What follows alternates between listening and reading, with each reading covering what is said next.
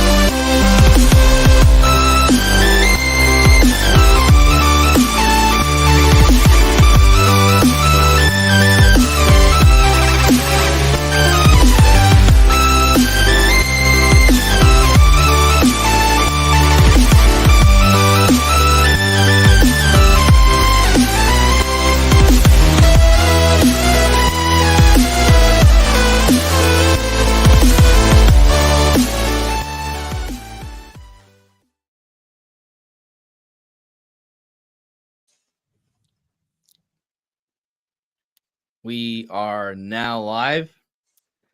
Oh, let me close the door. Oh, wait, this is not how the Nintendo Prime podcast normally starts. Oh, man. I told myself that I was going to do 5 minutes, this. Andres. I told myself I was going to do this the way Nate does it because it's his podcast, but I couldn't help but just be awkward to start things off. But welcome, everyone. This is Andres Restart. I am not the typical person who hosts this show. Usually that's Nate, Nintendo Prime, because it's Nintendo Prime's channel. But he asked me to do this for him because he's currently not well, but he's getting better. So, don't get too worried and upset. But yeah, Nate, he said this stuff publicly, so I think I can talk about it. But basically, he came down with both COVID and pneumonia at the same time, got very sick, had to be hospitalized. And that's why the last few days he has not been able to make any videos. But he had set this up. Wes Nemo is here. Sunbro Nation is here. Jake Randall's here. I'm here. So we're still going to have a good discussion tonight. We're going to talk about Nintendo's nominations at the Game Awards. We're going to talk about some stuff that popped up with Pioro and the Nintendo Indie Showcase. We're also going to be talking about this studio that has already been making games for Nintendo, but now has been named from Bandai Namco. And it's going to be an interesting night for sure. So, yeah, we're still talking about Nintendo, still happening. He's recovering. He'll be here. And it's going to be a good time. But with that all said, guys, thanks for being here. And Wes, I think that it's been a little while since you've been here last. How about you introduce yourself to everyone? What up, gamers? How we doing over in chat? What's up, guys? Wes here, gaming creator. Post a bunch of stuff, do a lot of things, and yeah, excited for a conversation. For sure. I feel like headphone users are in for a treat with Wes tonight. You could just read me any story to sleep anytime, bro. What a delight. Look at that! Look at that laugh. Oh, my Lanta. And then we got Sunbro returning. How you doing, buddy?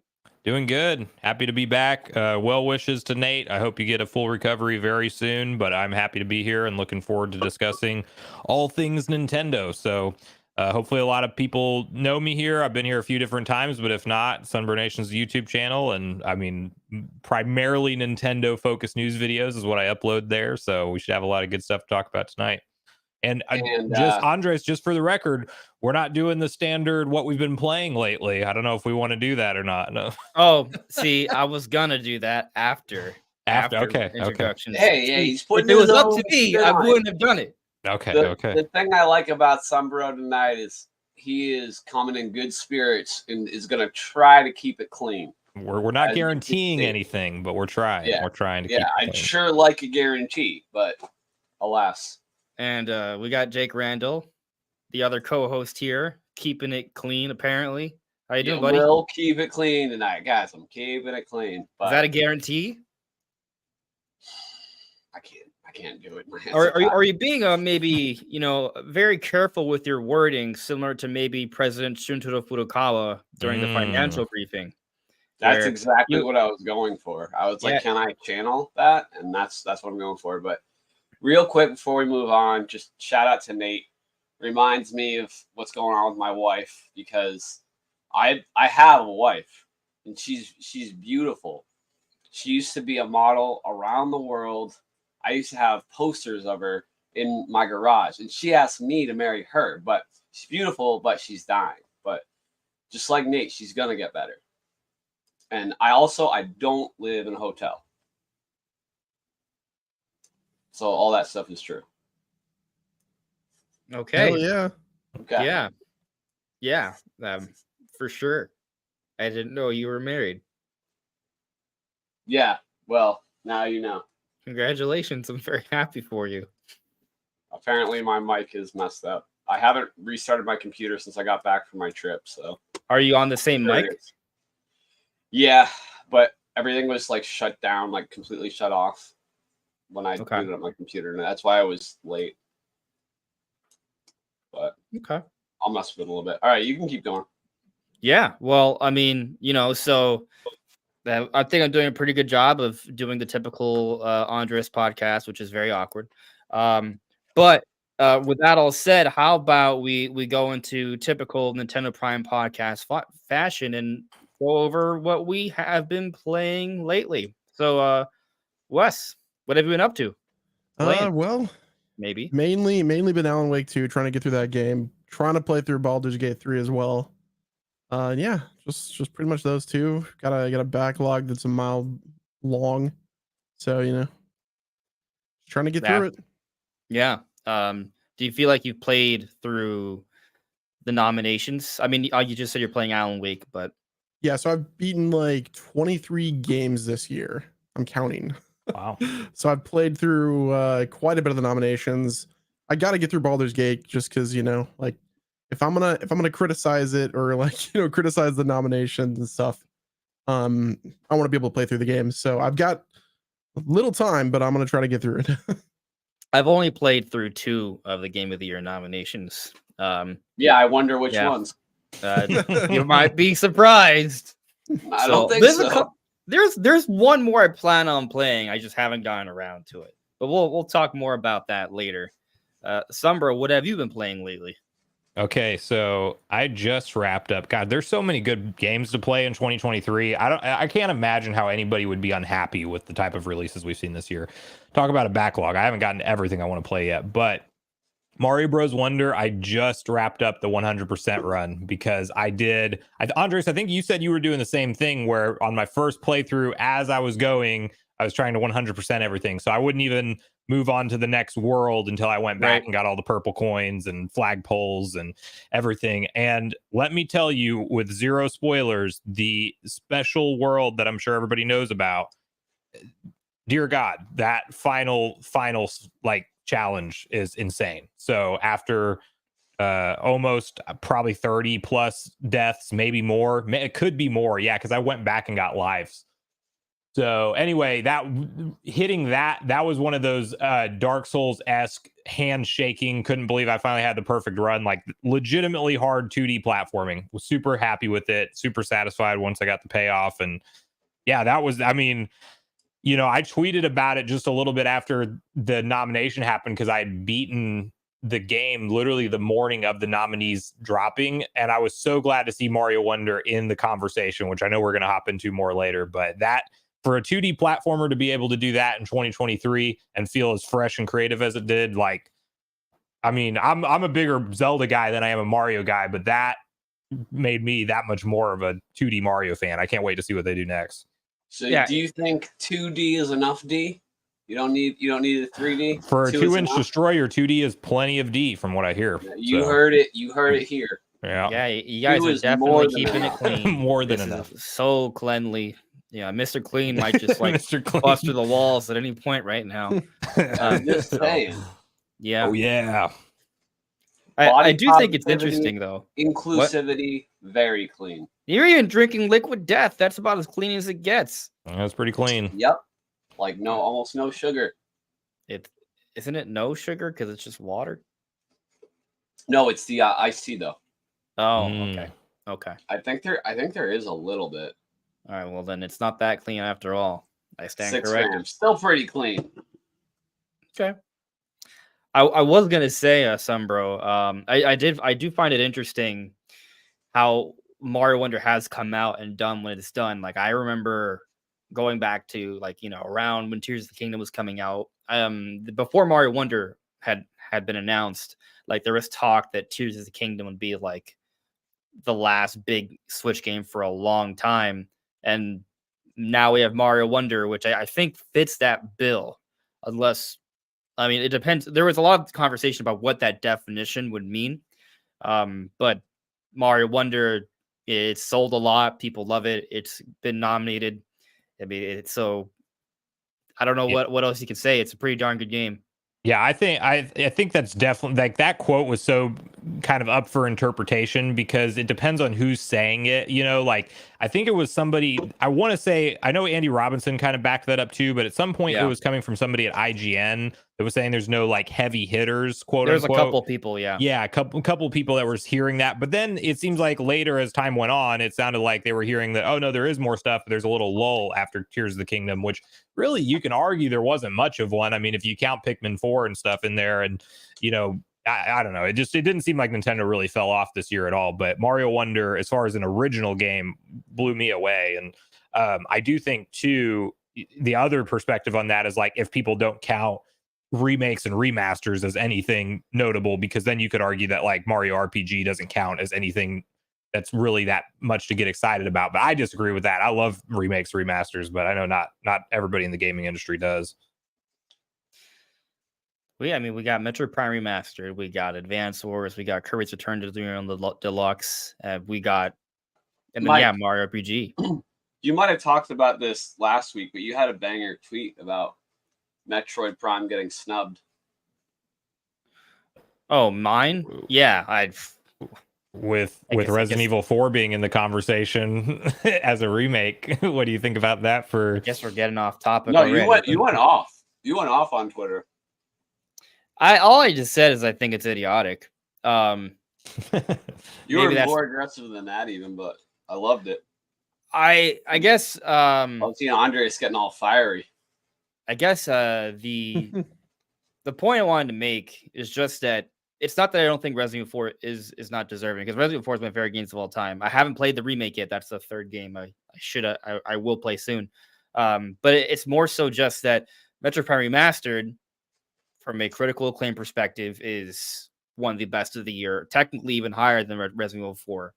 And it's a really good game. It's the best looking game on Switch, and it's not in any nomination. I'm not talking about it needs to be for Game of the Year, but there's nothing about any of the nominations or any of the categories that's celebrating this game that's clearly one of the best releases of the year. And I just feel like there's something wrong with that. Like, yes, you could argue. Go on. Do you think it should be in Game of the Year over Resident Evil 4 or Super Mario Wonder or both? No. Okay. I do think there is something to the idea that a remaster maybe doesn't have as much claim to Game of the Year. I agree with that sentiment, actually. So you do believe that Resident Evil 4 is more deserving to be in the Game of the Year? Conversation? Yeah, I would say that. Okay. Yeah, I would say that just because it's more than just a remaster, right? It has new content, it's been totally redone. It is more of a new offering, and I do personally dock points for just being a remaster. And when I say dock points, I just mean in terms of Game of the Year conversation. But that doesn't mean it shouldn't be celebrated. I think there are other categories. Non-biased. You love to see it. That's keeping it goddamn clean. Well, I mean, you could argue I'm still being biased, just not biased enough. I don't know. You're being pretty fair. Yeah. I mean, so there are other categories where maybe it could have been in, like maybe best action adventure, for example. That one, I think, Prime Remastered would have. I think that was a place that could easily have been nominated, or there should just be another category for remasters and remakes. Because I think you could make a solid argument for that. Yeah, I feel like we've needed that for a few years now. Yeah, you know, especially like when Demon's Souls came out. Like, I don't know. Yeah, it was a fantastic one. We didn't get to like. like you just kind of look at like a lot of the games we play. Like I would argue that for a lot of gamers, they're playing older games that have been enhanced or repurposed in some way. So when that's kind of dominating a lot of the play time throughout the year for gamers, is the Game Awards actually truly representing everything? Like I think they should also be celebrated. Yeah, But this is off topic, so I mean, we'll it's get related. it's related to the Game Awards nominations. But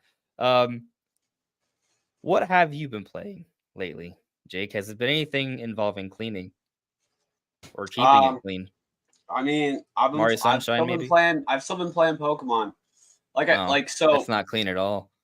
I know, but I was not on the podcast last week because I drove from New Hampshire to Michigan to visit my mom, and then last week was the day I got back, and I was like so tired, I was in pain from the 800-mile drive back. It just like took me out. So I didn't play much while I was visiting my mom because I was hanging out with her every day, and I didn't really play much this week. But I'm continuing to play like the Gen 1 and Gen 4 games, but it's technically the first two. So it's Leaf Green, which is Gen 3, I guess, and then Heart Gold, which is Gen 4. And I've like well past beating the games now, but now I'm trying to get a living dex within both games, if that makes sense. And for anyone that doesn't know what that means, it basically means catch one of every Pokemon in the game and have it in your PC in the game. And that doesn't mean like catch one, evolve it. That counts as both. Living dex means you have one of each of every evolutionary line. So is it like a Noah's Ark thing where you have to have each gender? Yeah, except for like when there's 3 stages, you have to have all 3. Okay. But no. I see what you mean. The gender. Right. No, I don't care about. I don't care. In case the world gets flooded and you have to. No, just literally recreate. One of each. They're Pokemon. They can all just bang Ditto. It's fine. That is true. Yeah. That Ditto's gonna be the queen bee of all. I don't know. There's something so like comforting and relaxing to me about doing that. Like, it's just like, I don't know. I get like the same feeling when I just like organize, like I'll boot up my PS5 and like organize my storage on my games and not even play my games. And it's just like, I don't know. It gives me like that same thing in my head where it's just like, I'm not really playing, but like, it's comforting to me. Like building Legos. I don't know. No, that's fine. I understand it. What's comforting for me, and this is me going into what I've been playing lately, is Mario Wonder. Just going through and making sure I get all those purple coins. I'll replay a level several times until I find that purple coin. And then there are some times where it's clear that there's like some sort of secret involved with levels, some way, shape, or form. And I'll rack my head and be stuck on it for a really long time. Then I'll just wander a little bit elsewhere. And I'll go into a Toad house and realize that there was no actual secret with that level. It was just right next door where the secret entrance was to the special world, which, by the way, I have finished and I've beaten all the levels already for that. It's pretty cool. I'm in Bowser's world, so I'm pretty much almost done. I have noticed though, I have technically attempted to 100% each world as I've progressed. When you actually 100% the world, it tells you, and the number is blue. So there's a couple worlds where I thought I did everything before I realized that they gave me some sort of notification, and they're not complete yet. So I have to go back and find them, and I have no idea where they are. But the check mark, the little, or is that what you're talking about? Because there's a little check mark in the world on the courses section if you've done everything, and then if you haven't, then the check mark's not there. It's a very transparent. There's a green check mark for every single course.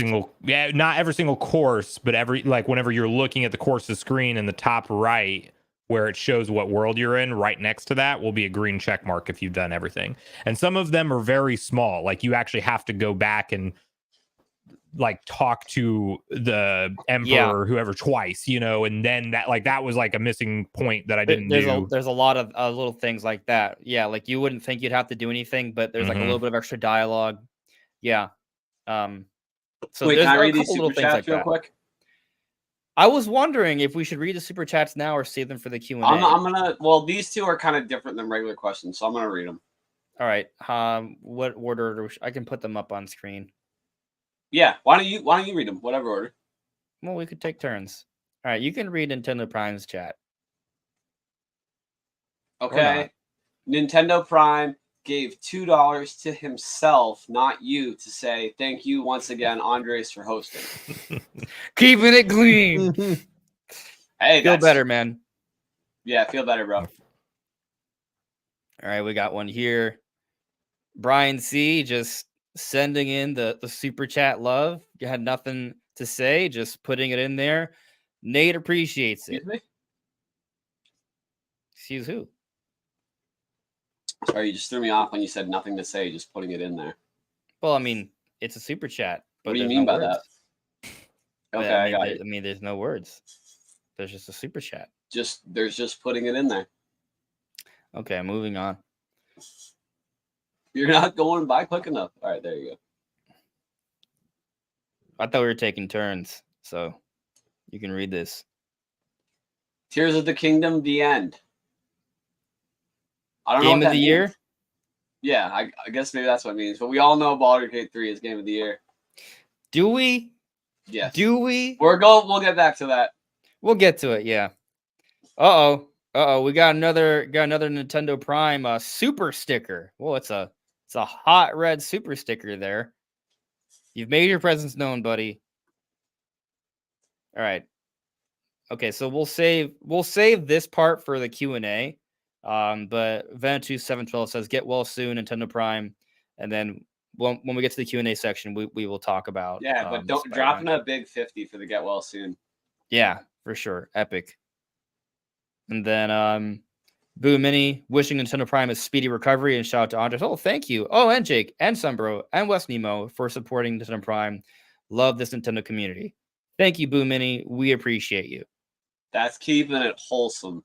Let's go. Yeah, Sunbro doesn't actually appreciate you though, so. Oh, that's keeping it wholesome and clean, and I appreciate you, Boo Mini. I really do. Exactly. Yeah, I was Mike- kidding. or- I called you Mike. Andre's trying to keep it dirty over there. Yeah. Super. All right, so let's move on to a topic that should be discussed. Now, we're going to get into the Game Awards stuff. I feel like that's going to definitely dominate the podcast. This is my cat. She's being cute on my lap. Meow meow. Yeah, good girl. So we got a couple little topics first to discuss, and then we'll get into the big one. So one of them is about Pioro. For those that are unfamiliar, Pioro is someone on Twitter who has built up a bit of a reputation of never being wrong when it comes to leaking Nintendo announcements. And what happens is Pioro will come on Twitter only when something is about to happen. And then we'll put out some cryptic tweets about some announcements that will take place in a Nintendo presentation. So it was, I don't remember if it was like early in the morning or something. I think it was. And I saw a notification from Pioro, which I didn't expect to, because usually when it comes out to talk about Nintendo Direct stuff. So when this happened, I freaked out. I was like, oh my gosh, is this the Nintendo Switch 2? Like my brain is like trying to think of like the most craziest thing. And I was like, wait, no, calm down. It's probably not the Nintendo Switch 2. And what he had said was, let me see if I can find it here. Yeah, he said, finally, we will be able to roast some marshmallows on the Switch. And so for a little bit, I was thinking, okay, that's, like my brain wanted to think Switch 2, but after like thinking about it logically, it's like, maybe not. And I was like, I wonder if it was like maybe tied to like Mallow from Super Mario RPG, because that's coming out later. But as it turned out, roasting some marshmallows on the Switch was relating to Outer Wilds. Someone asked for a hint, and he just said Nintendo Direct February 2021, which is when that game was announced, and it hasn't come out until now. So shortly after that tweet, Nintendo put out the Indie World, and in Indie World, Outer Wilds is there, and it's coming. So that's pretty much it. That's what Pioro did. It was interesting kind of seeing the Indie World. That Outer Wilds was in the Indie World. All right, sorry, continue. No, that's actually a really interesting observation. Big that brain. I didn't consider. Yeah, Keeping it clean. That is keeping it clean. I didn't have much to say on the Indie World. There was a couple of cool games, including Outer Wilds. But I just kind of found it interesting how Pioro on Twitter is kind of talking about how he kind of gets his information. People were asking him, oh, you just clearly see YouTube videos. And he kind of confirmed that he doesn't see the YouTube videos uploaded to Nintendo. I saw but that. I obviously was going he's to bring seeing that the up. videos. Yeah, well, I mean, this is it. Yeah. Well, it was cool to see him disprove it by saying because I think that was the thought, is that like, oh, he can view their unlisted videos, and he probably, like you said, like somehow can, but not YouTube's back end, because he pointed out that he also leaked Everybody 1-2 Switch, which never got a YouTube trailer. And so whenever he said that was going to drop, and it did, that was not tied to a YouTube announcement of any kind. So I feel like that proved what he was saying, that's not how he gets his sources, or his information. But he didn't confirm how he did either, which I don't know how he does. But he's the GOAT leaker for Nintendo. I tell people when we cover his leaks and videos now, like, if you guys don't want to be spoiled, click off, because this is going to happen. That's the kind of track record we have now. Until he trolls us and says Switch 2 is happening like next week, and then just deletes his account off the internet. That's the tricky part, because he does mess with us a little bit. Right. So there are some things he does where we're perhaps led astray. Like sometimes we like certain tweets, but for the most part, even when he likes tweets, it seems to be indicating something that is going to occur. So yeah, he knows his stuff. If I were to kind of guess how he gets his information, I feel like he just knows someone at Nintendo of America, or is that someone at Nintendo of America, and just is a part of the team, or is in some way has connections to that team that's about to put out that media. And that's what it is. And maybe he does it, but obviously this is an alias, and maybe through VPNs or what have you, he can just not be tracked. I don't know, man. I don't think anyone that worked for Nintendo would risk them. Like, they know about the ninjas more than anyone, like, actually working for that company. Sure. I can't imagine a single person willing to put themselves out there like that. People do it. Yeah, but Nintendo's probably like, when that kind of thing happens, when they suspect that, I'm sure they have ways of rooting it out. And like, he's been so consistent for so long, so Right. nothing about his sources like changed up. You know what I mean? Well, I get he's seeing the final presentation. So if it's the final presentation, then Yeah, there's okay. no I see what you mean. there's no room for leak bait, right? Like, because a lot of times companies will leak out certain things or fake things, and they'll see where that's coming from, because they'll only give that information to particular segments of the company. But this isn't that, because he's seeing the entire presentation. So it's all legitimate information. It's not, Ricardo, outing it's him. definitely not on purpose. I think Ricardo's implying, like, what if Nintendo's intentionally having someone leak it? No, That's definitely Nintendo not is not happy about this Pyoro account, and I'm surprised that it's lasted as long as it has with the kind of leaks that have hit. But yeah, it's either somebody high up at the company who, like, has who's best buds with somebody who's like a director at Nintendo of America.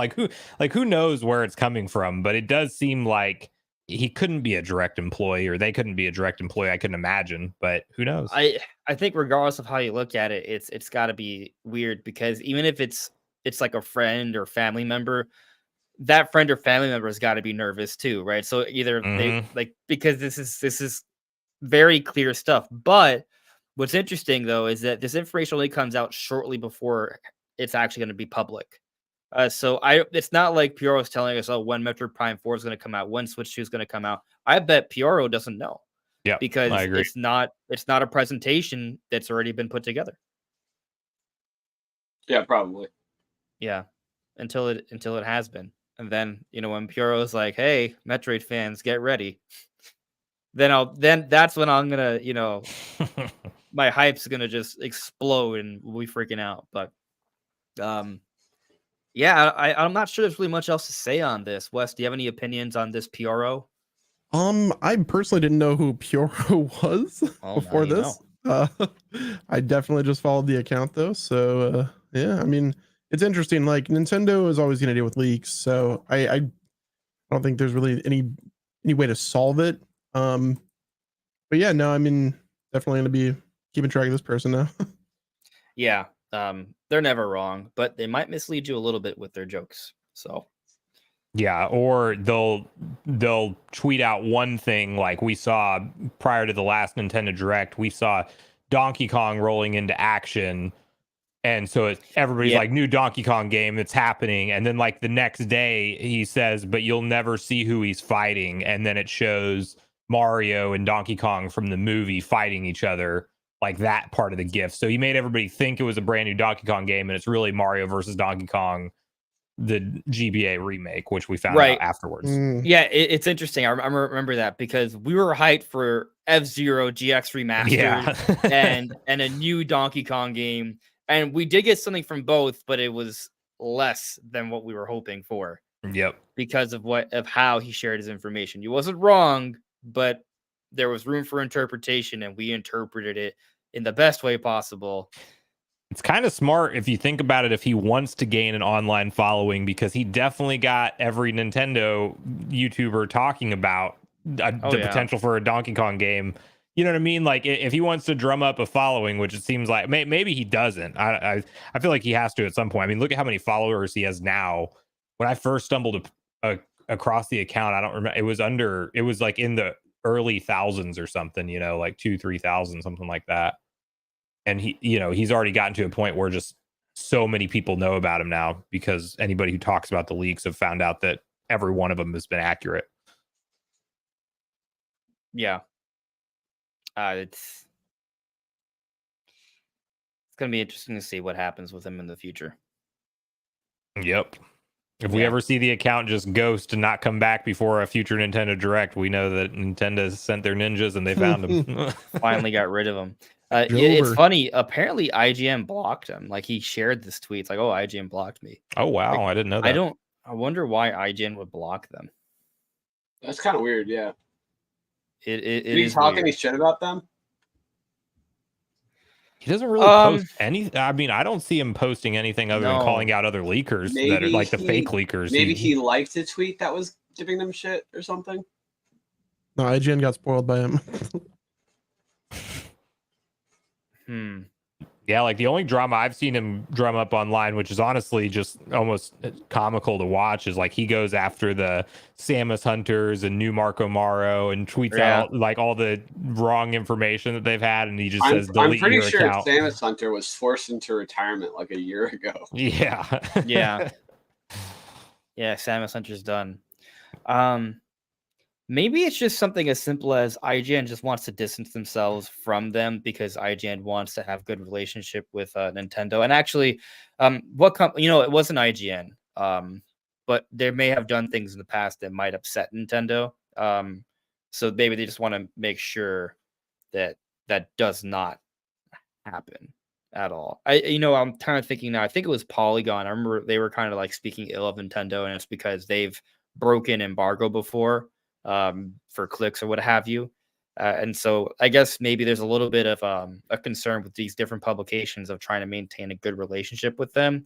So maybe the IGN social media team was like, oh, block. Yeah, we're definitely anti-leaks, Nintendo. So it could be something as simple as that. I mean, it doesn't make sense to me, but that's like the best theory I've heard, I guess. I really don't understand it. Either that or Pure used to work for IGN, and that's how he has his or he does work for IGN, and he's like, oh, crap, Nintendo's going to find out I work. Guys, block me. That can't possibly be the connection now. Yeah, that's got to be it. But, I mean, just to kind of talk a little bit more about it, even though I know we're joking, I don't see how IGN would be his source, because I doubt IGN would have No, I didn't think IGN was the source. But I was saying maybe he did work there, and that's how he got his Nintendo connection. Maybe. And he's doing it independently. That is all of that is tinfoil hat stuff. Yeah, for sure.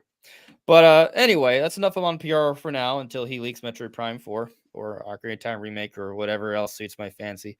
Let's talk about another little topic, and then we'll get into the big one. And that's related to I had two topics up at once. That's interesting. Anyway, so I titled it a new Smash and Mario Kart studio, but with a question mark, because it feels like the reporting on this may have been a little off. I'm not totally sure. But basically, we got this studio from Bandai Namco called Studio 2 and Studio S. and they are responsible for working on Super Smash Bros. Ultimate and co-developing ARMS and Mario Kart 8 Deluxe and other things like Mario Kart Tour and Smash for Wii U 3DS. They've worked on a lot of Mario Kart, Mario Sports, and Smash, and they've been doing it for years. Basically, this is a studio that has been working on this stuff ever since, and they've only recently named the studio. But there were a lot of reports, like articles and videos coming out saying new studio has been announced. And I saw this and I made a video talking about how this is apparently a new studio, even though it seems to be based off the development team that was working on this stuff beforehand anyways. So it's a little confusing. But when you actually like go to the site and you read at least this Google translated version, this is what it says here. Bandai Namco Studios' second studio, S Studio, has been a studio specializing in commission development projects within the company. Super Smash Bros. Ultimate, Mario Kart Deluxe, Mario Kart Tour. We have cooperated in the development of many world standard titles such as, and that's where I think the translation starts to get a little off. But the interesting part here is where it says, has been a studio specializing in commission development projects such as Smash, Mario Kart, and Tour. So the studio's already existed. They're just kind of naming it now and branding it. So it's kind of curious that a lot of articles have touted this as a new studio. Maybe they're just kind of focusing their efforts a little bit more. Maybe there are different pieces and they've all been put into one place, but that's unconfirmed. But it's interesting though that they have this studio and we know what they're going to be working on next. Well, we don't know, but we have some ideas. What do you guys make of this? I mean, yeah, I think you're probably right.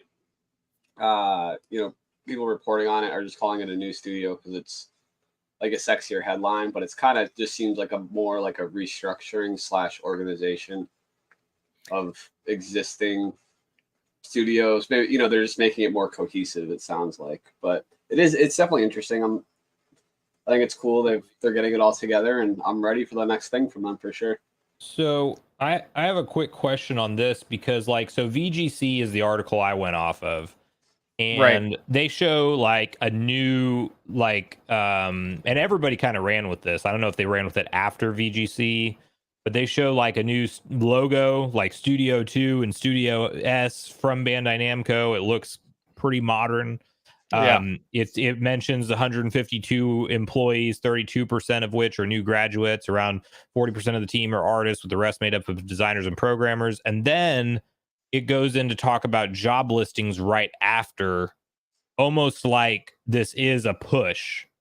So I guess it's possible it's not a push, and this is just getting a name for a studio. But it seems like the way they word it in the articles, it seems like since the Wii U and 3DS era, they have not designated a team for collaborating on Nintendo-led projects, and this is Bandai Namco doing that again.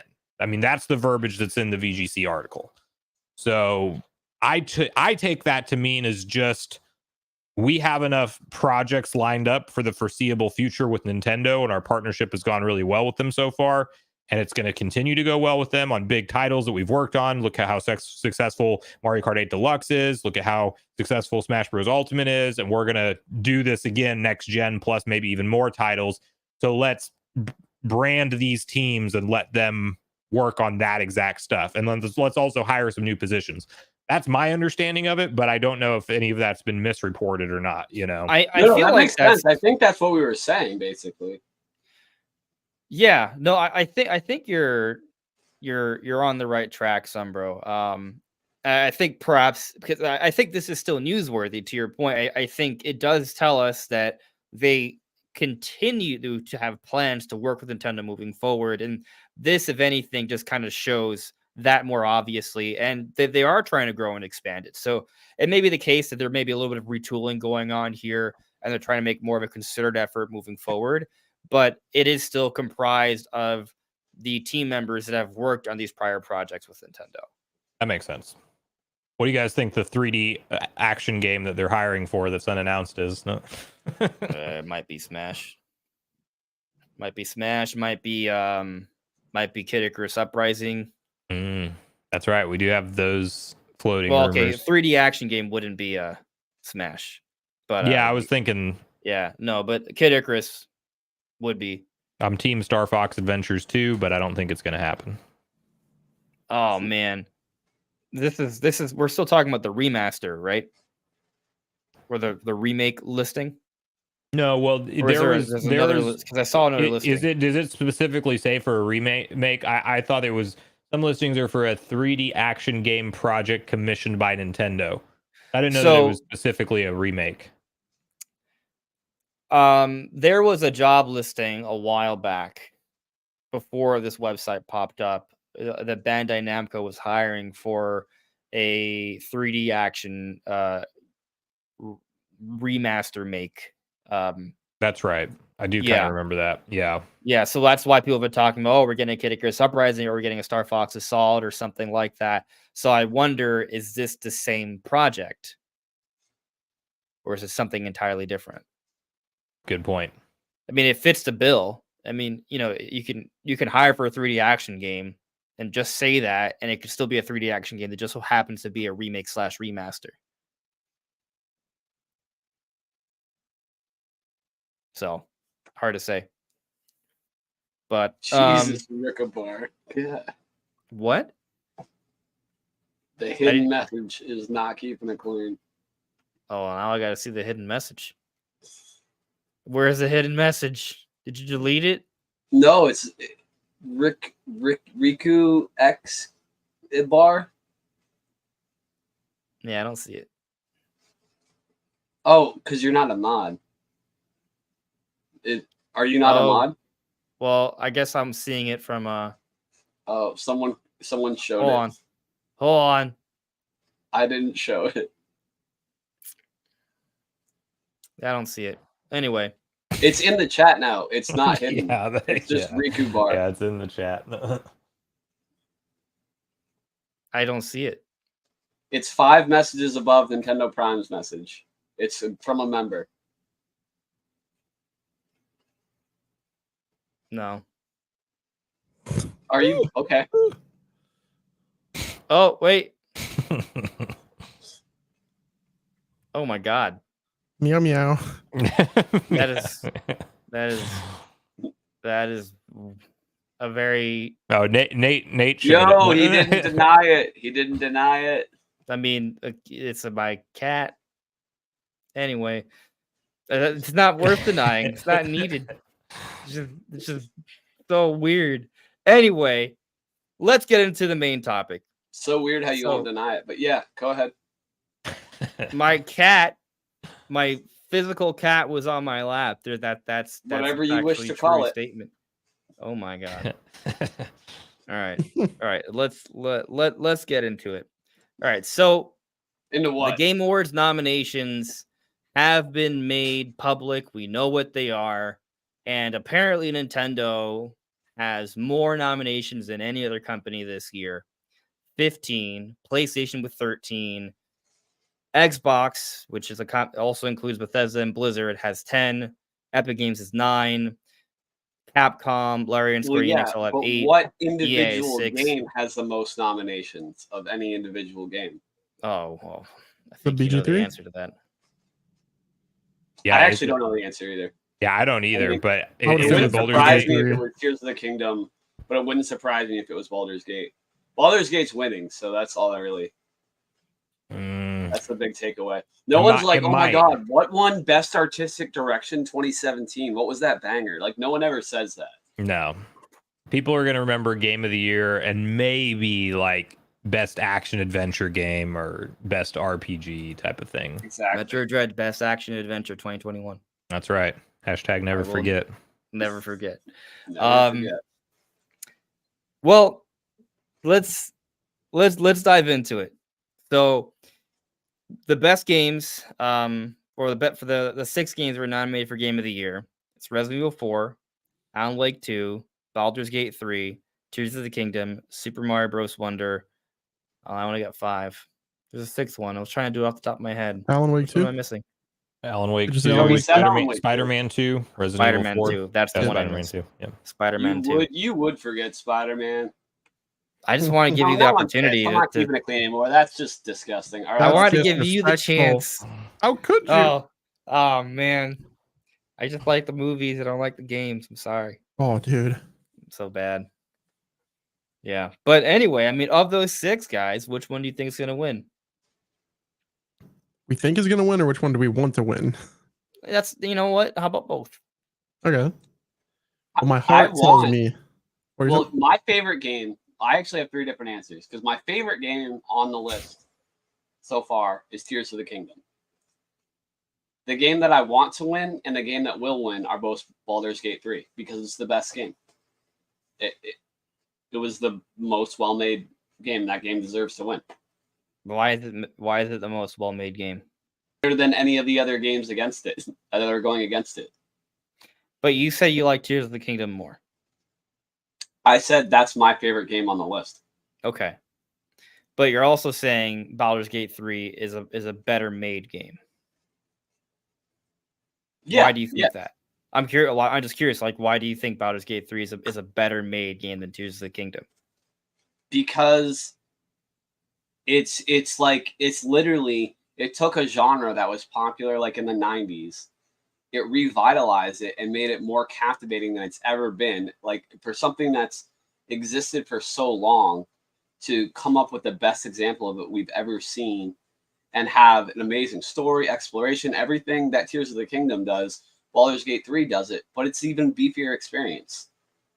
Like they're very different in that Tears of the Kingdom is more like innovative, like it reinvented the Zelda formula, but it's not so innovative anymore because that's what Breath of the Wild was. So this is just more of that, and while that's still very good, and in most years would be very deserving of the Game of the Year, I think this year was pretty stacked, and I think Baldur's Gate 3 runs away with it. And I think anyone that says it shouldn't didn't play it or just has like a heavy bias one way. And that's not necessarily a bad thing. I don't mean that like as like, oh, you're just like stupid, Nintendo bias. I don't mean it like that. Like sometimes we create content of, if we create content, I thought that was your arm that freaked me out, man. The tail. No, it's my cat. It's but what some yeah. Sorry, I was like, oh my god, he's an octopus. All right. Doc Octopus. I have tentacle Doc Ock arms. is here. But No. But no, seriously, like especially like a YouTuber that makes Nintendo content, you can get like so focused on all that stuff because there's like Zelda stuff to talk about every day almost. And if you're not playing the other games, it's easy for one to go under the radar. And so I haven't even like played Baldur's Gate 3, but I just on all the games, I stay very educated on what the public is saying and why they're saying it. So I watch like a lot of in-depth like reviews, videos, what's that word? I don't know, like analysis. And I think it's pretty clear cut that if you do that research, that Baldur's Gate 3 is just going to win.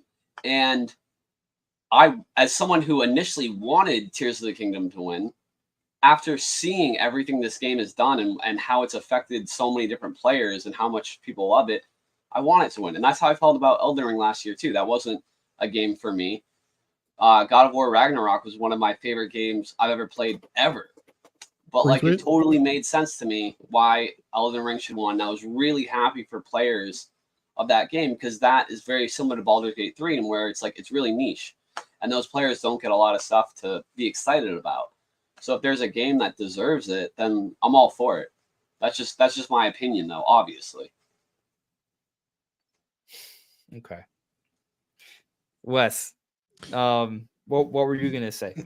Okay, well, so for me, like my favorite game of the year, I thought was Tears of the Kingdom. I think that they took everything that Breath of the Wild did and did it better.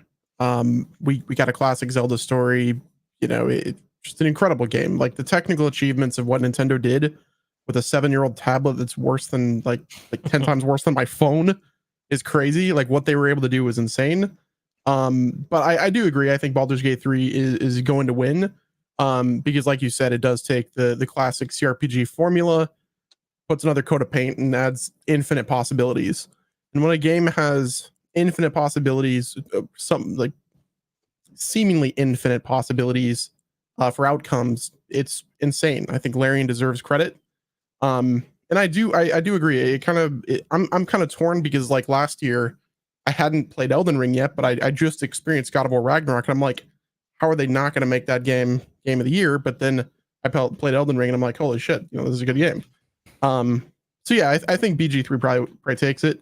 I also want Alan Wake 2 to sweep awards because I think people are sleeping on that game. The 10 hours that I have on it is remarkable. You got to be close to beating it then. Oh yeah, I'm so close. Yeah, no, So yeah, that's another one I haven't played. But let me ask you, like, I heard like just like the first like 30 minutes of that game just it's blows insane. your mind. It's and insane, especially if you played Alan Wake 1. Like it's Yeah. a culmination of like there's a song on it which I really hope they win best score. Wide Awake. Just listen to that song, and you'll be like, holy crap! They literally took everything that we've been waiting for 10 years and put it in a song. So I know Elden Wake 2 is probably not going to win Game of the Year, but it's going to have awards. It makes a huge statement just to be nominated for a game like that, though. Yeah, exactly. Yeah, and I mean Remedy is like also a small team. I think Larian is a small team.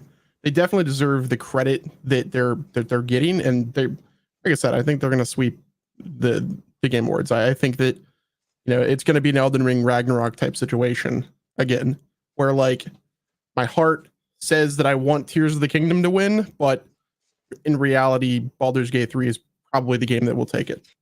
I agree, and I also think that last year, so many people that never tried a Souls game bought Elden Ring. Me, and yeah. I've already seen a really similar thing happen with Baldur's Gate 3.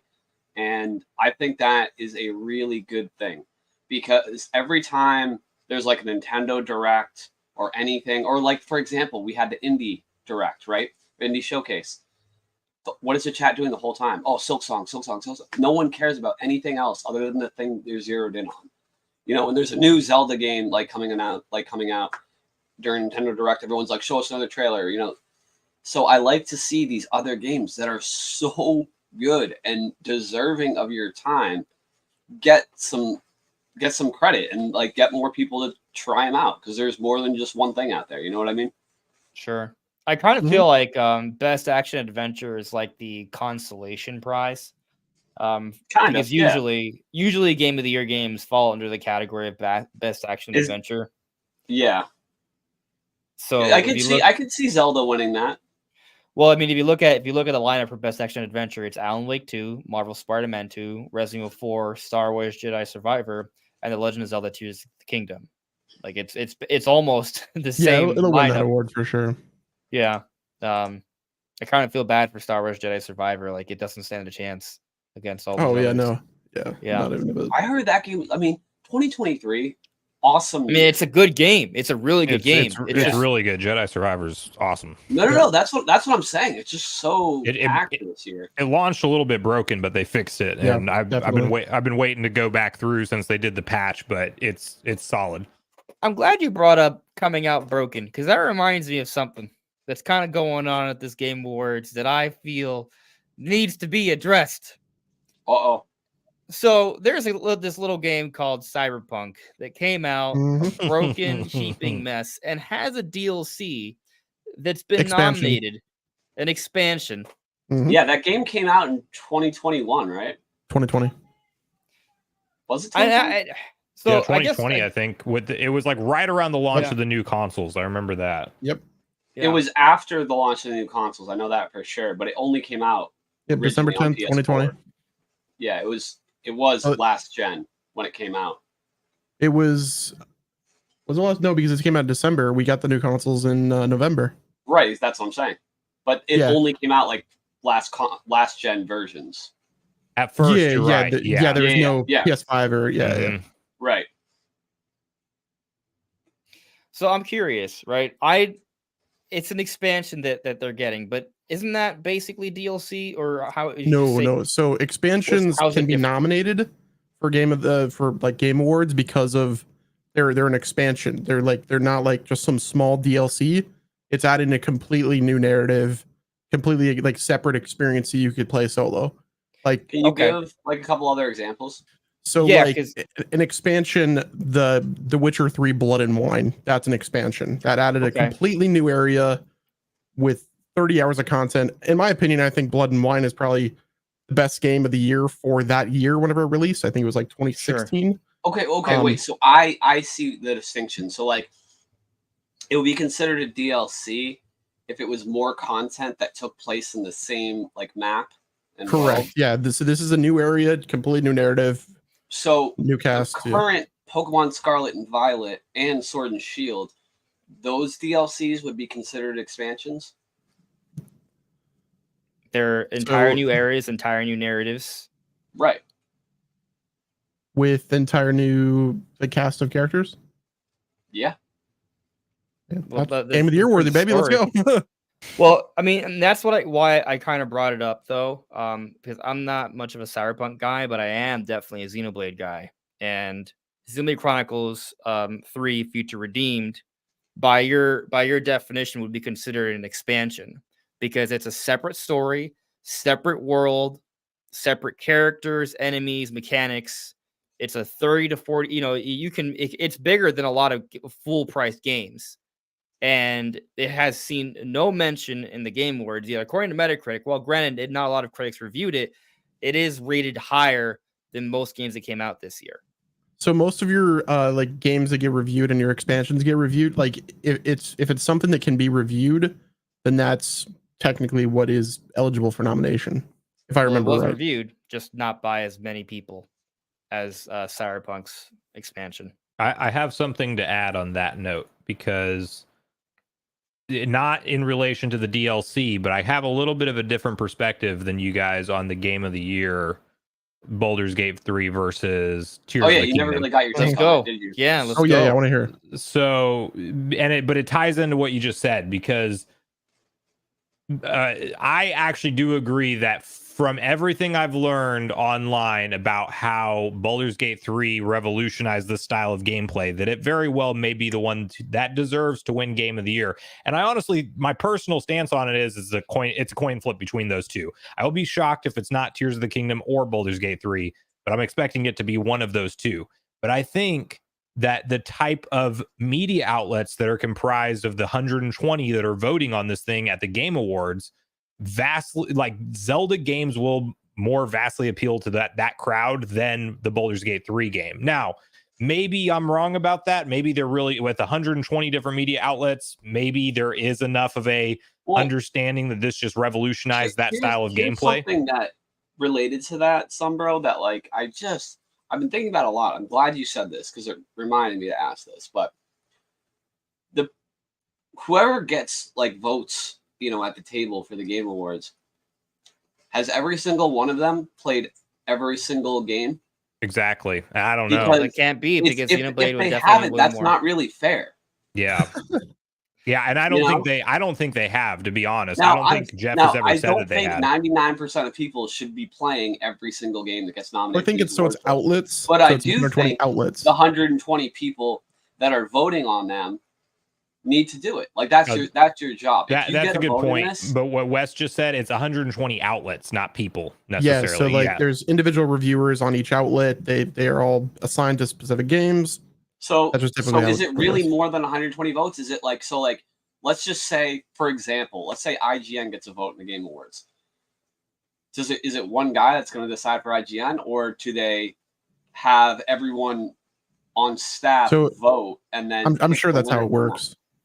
So yeah, I'm sure. So everyone on staff, even the people that only play Nintendo games, are voting with all the non-Nintendo games. Like they'll have people on staff voting for this that didn't play some of the games they're voting against. You know what I mean? Like there's no. I mean, at the end of the day, like at the end of the day, it's the Game Award. Like it is a show. Like it's Jeff's show. Like he's gonna put on the best show possible.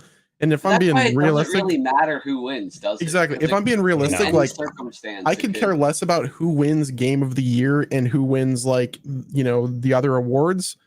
I'm always been more of like what's going to get revealed at this show, because Jeff is going to put on a show. We're probably going to get some Elden Ring stuff. Chat that it was revealed by Kind of Funny Games that it's a small panel of people per outlet, 3 to 5 people per outlet. So yeah. So I still doubt even if there's 5 people that all 5 of them played all 6 games. even just Yeah. for game of the year. Not But it even is looking just at the other show, so categories. he's gonna make good content, and regardless, or he's gonna try to make good content. Well, Jeff should Yeah, have but played imagine Future you work for an Redeemed. outlet and you have one person play Baldur's Gate 3 and 4 people you don't even have play it because it's too big of a game. I mean, I guess there's a way there's I also could see fan Baldur's voting Gate as well. losing because of that. You know what There's I mean? also fan voting, so they weigh all of the that's odds. 10 Baldur's and Gate 3 won fan the fan voting is voting already, didn't 10%. Unless they changed it, I think fan voting is 10% of the score. Yeah, yeah. It Baldur's sounds like Gate 3 basically it's like a tiebreaker. Am I wrong that Baldur's Gate 3 already won the fan voting? We I don't don't know. know if they've revealed anything for. Yeah, I no, think they we- revealed 51 to 49%. And so it because Did they? I remember reading it, it's getting the 10% boost because of that. It's possible. I haven't looked. I have zero clue if they've released fan Well, voting but yet. also, does it work that way where it just gets the whole 10% if it wins, or does it get the 51% of 10%? Literally, the article I saw, Andres, that's what everyone was commenting, like exactly what you just said, and no one got a straight answer. Yeah. Well, Okay, so all right, Nate says fan voting is not done, and so does. And it's in Banana Fortnite. 712. What's that? Fan voting is Fortnite. It's like in Fortnite as well, apparently. I just saw in this freaking article. Yeah. Game Awards vote in Fortnite. So get your votes in, guys. Yeah. When I was talking about this in my video with the nominations and everything, it's like at the end of the day, and this kind of says like goes along with what you were saying, Jake, is like nobody should be feeling like they should enjoy a game more or less because it won awards or it didn't. And this is far from a perfect show. So if your game of the year is Tears of the Kingdom, great. If your game of the year is Baldur's Gate 3, great. But I just personally think that the more mainstream outlets that will likely be a part of this voting panel will be more biased towards Zelda. And I don't necessarily say it. I could try to make the argument that Zelda Tears of the Kingdom deserves it either way from a development perspective, because if you talk about, this is what blew me away. Even though you can call it Breath of the Wild 2, and it is, there are things done. I don't necessarily feel that way. Well, yeah, but there's no denying it takes place in the same Hyrule, and it's largely the same progression and how Link levels. I mean, the shrines being back, the Korok seeds being back, like there's enough core stuff that they just kind of copy pasted from the first game. But what's different and very innovative about it is like they took the endless possibilities of like a Minecraft game and somehow put that in a 3D open world action adventure Zelda game. And then they created puzzles where there's not necessarily a right way to solve that. Like there is a right way to solve them, but it's up to the player. Yeah. And that kind of like pulling that off, and like Wes, what you said earlier, on a 7-year-old tablet that's not that impressive is pretty dang impressive. I hold that thought. I just want to clarify something real quick. I'm not sure how much you know about Baldur's Gate 3 because it does all of that and more. Like there's I believe almost never been a game that gives you as much choice as that game, and that's part of it. You know what I mean? Just hold the thought for a second because I want to clarify something. I did a little bit of a fact check. So if you just go to the Game Awards website, they describe their award process. And yes, the voting jury takes up 90% of the vote, and there's a public fan vote that takes up 10%. The fan voting closes on December 6th, 6 p.m. Pacific time. So fan voting is not done yet. And then does it say the other thing we were wondering? Like, does the winner get the full 10% boost no matter how close the margin is? All right, so this is what it says. I'll just read it. Okay. Winners are determined by a blended vote between the voting jury 90% and a public fan voting 10%. Fans can vote for their favorite games on the Game Awards, blah, blah, blah. And that just kind of explains that. But there's another part here that says, why don't fans 100% select the winners? Creating a 100% fan vote represents several challenges. First, given that some games are exclusive to one platform, a public vote puts a single platform games at an inherent disadvantage over multi-platform titles. In addition, it is important that winners cannot be socially engineered in any way. We find that a blended vote is the most credible and authentic way to select winners. There's nothing there that really tells us exactly. But, I'm going to guess, this is just my guess, I don't know, that it's not like, okay, whatever the fan vote is, they just put 10% on there. I think it would just kind of work.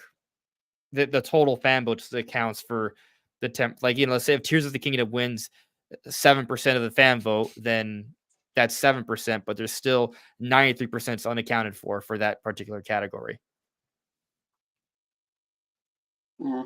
That's how I think it would be done. I don't know that. I don't know. Fact, Because like I think they might just give it a full 10% buff whoever wins, but I don't know. I'd love to get more clarification on that. Yeah. All right, guys. Everyone tag Jeff Keighley. Get him on the podcast next week. There we go. Explain the voting process to a T. To a T. Yeah, I mean, at the end of the day, these are people's opinions, right?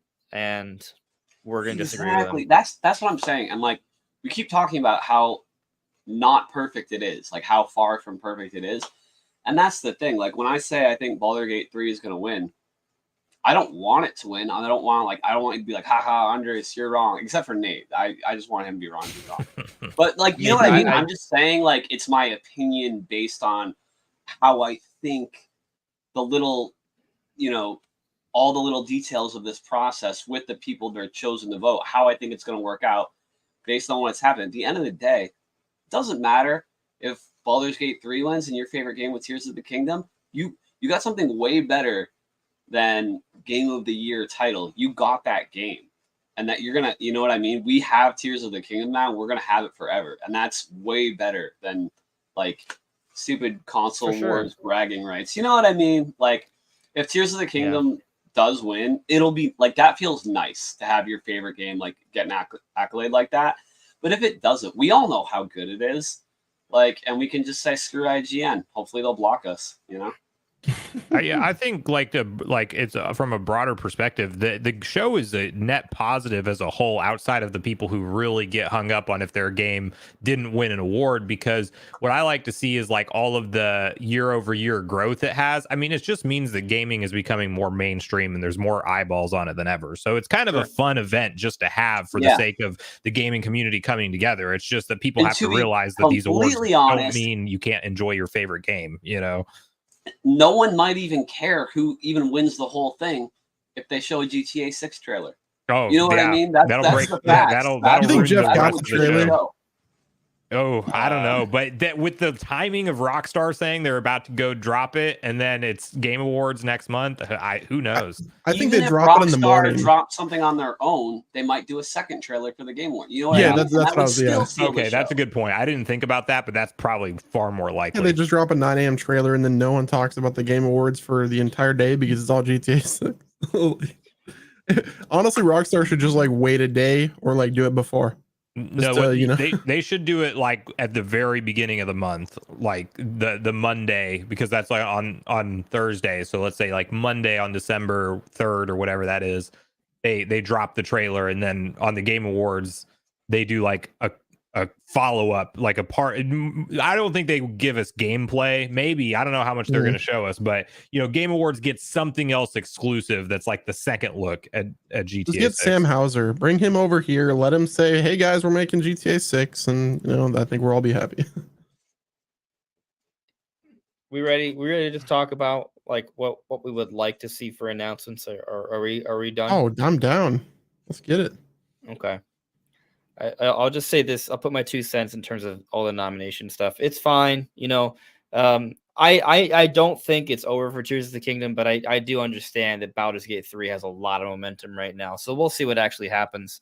Oh, wait. Sorry, Andres. Before you get rolling into that, Nate said that the tweet is up to pester Jeff Keighley to come on the show next week. So everybody, I'm assuming what Nintendo Prime tweeted that. So everyone do that on Twitter while you're listening. But go ahead, Andres. Yeah, by the way, I saw some people asking.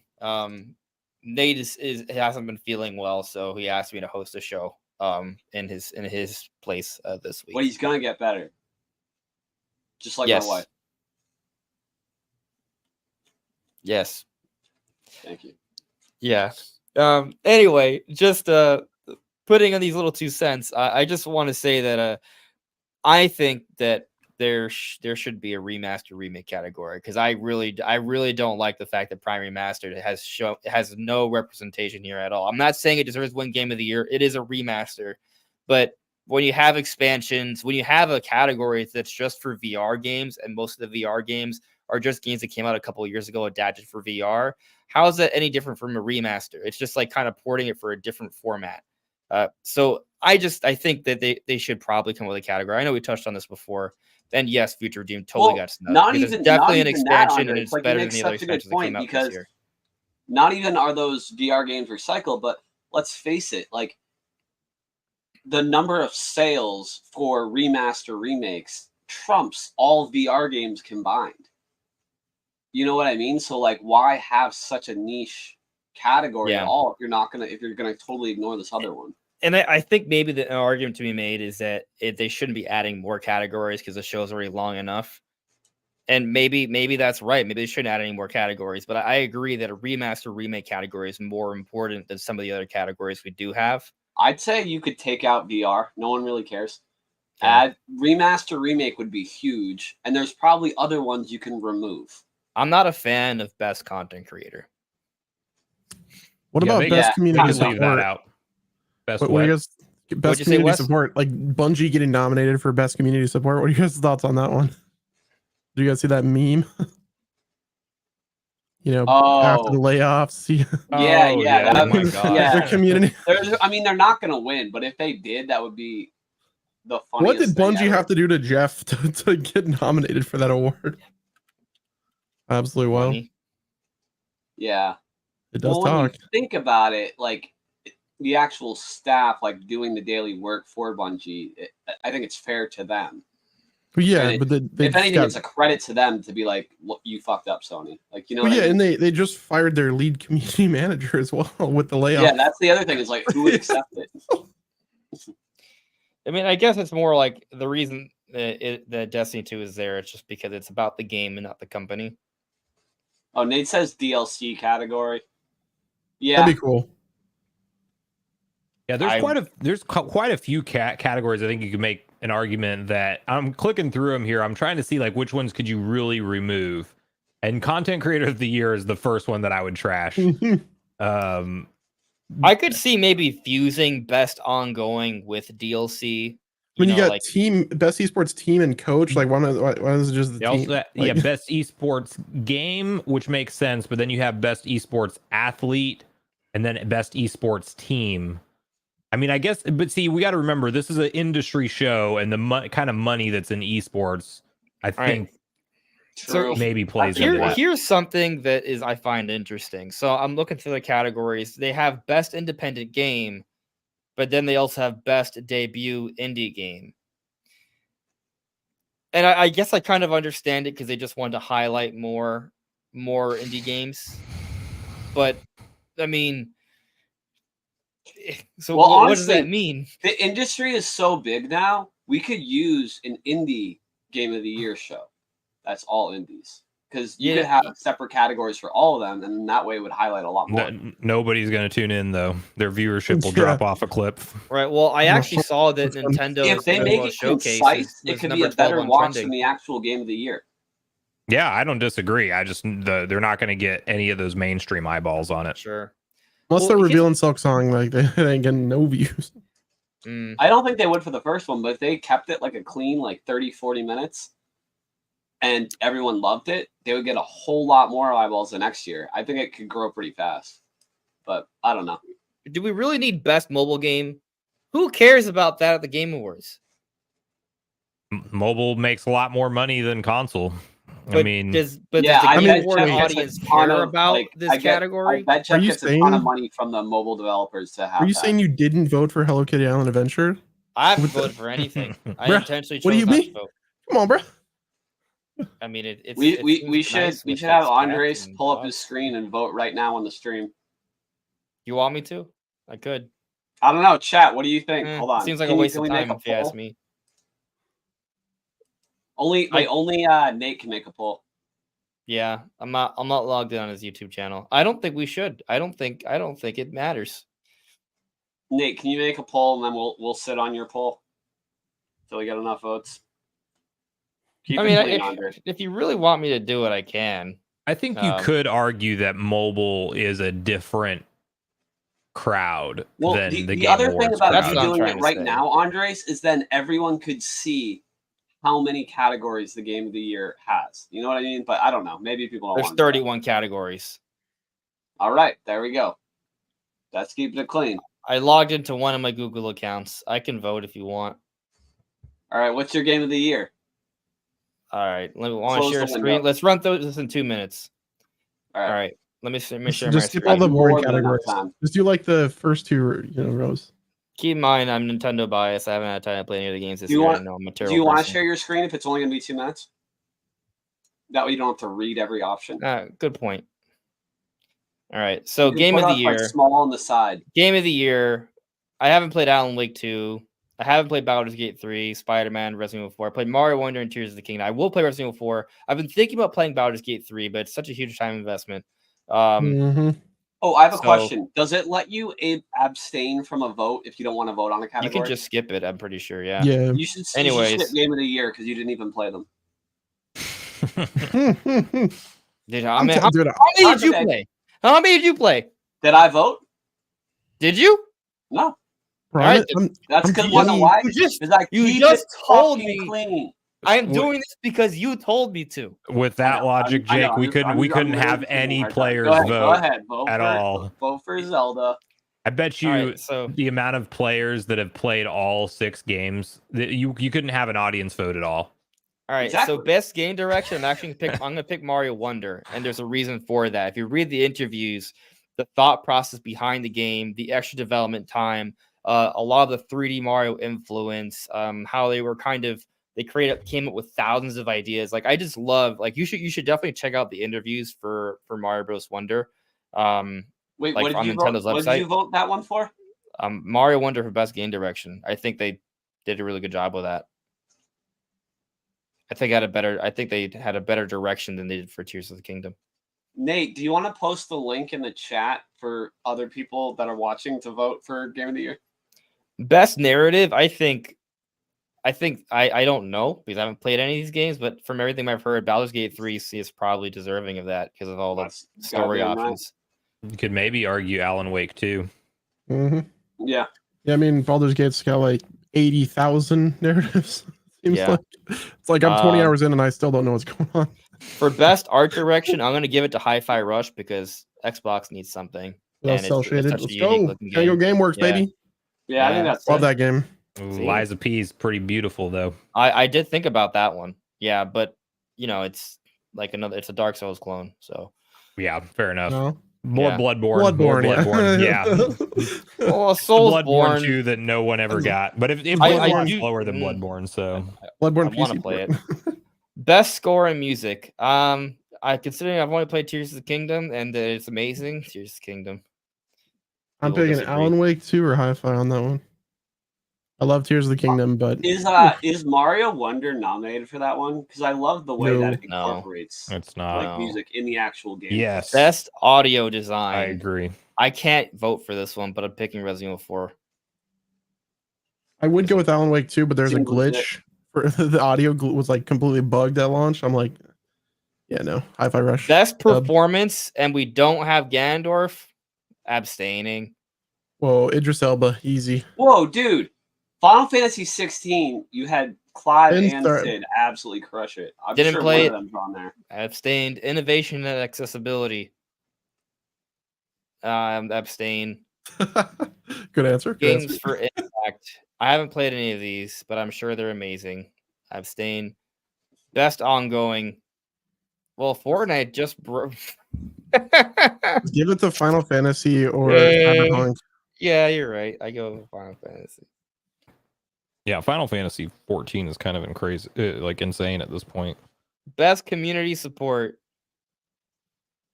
Cyberpunk 2.0 update, completely Yeah, free. yeah. I Here's mean, the they game. made the game. They made the game good. Yep. I'll give them. We already gave it to Hello Games like was it 2 years ago? Last year? Yeah. Hello Games has been crushing it. Yeah. All right, I think I'm done. Well, why did it put me back a whole bunch of spots? You're not gonna vote on your favorite esports team, Andres? What the heck, man? Well, no, because Best family game? Come on now.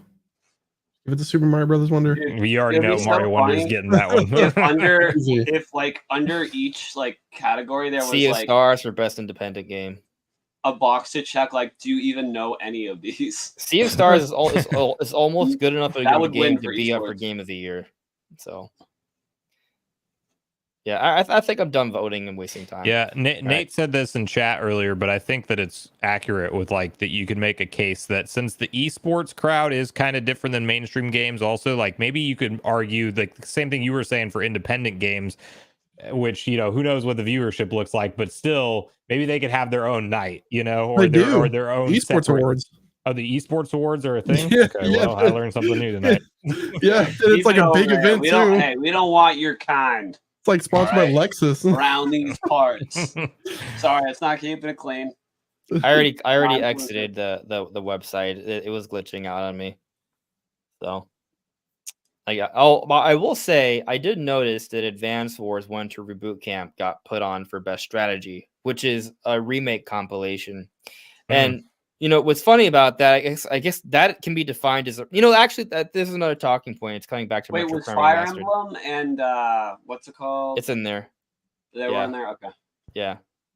But I just find it interesting that Advance Wars can be in the nominations, and I'm not saying it doesn't deserve to be. Dude, that full release to this day is so bizarre. It's for like sure. the most like swept under the rug. Nintendo's like, we don't want to acknowledge this. Yeah. Like release the whole Switch. I feel like it was such a quality. It was about to release remake. Shit happened. Yeah. And then when they put it out, they came out and they're like, yeah, we don't really care if it sells. We're just doing this Advance because we said what? we would. because they came out like less than a week later with Future Redeemed. So anyone who played it was like, oh well, now that happened to me. And then once I had to focus on Future Redeemed, and I finished Future Redeemed at like an hour after Tears of the But Kingdom. remember, they delayed it for like over a year just because of the Ukraine thing. Yeah. Mhm. Yeah, it was. I don't know. So and like everyone was like, no one associates that. Like, what the hell?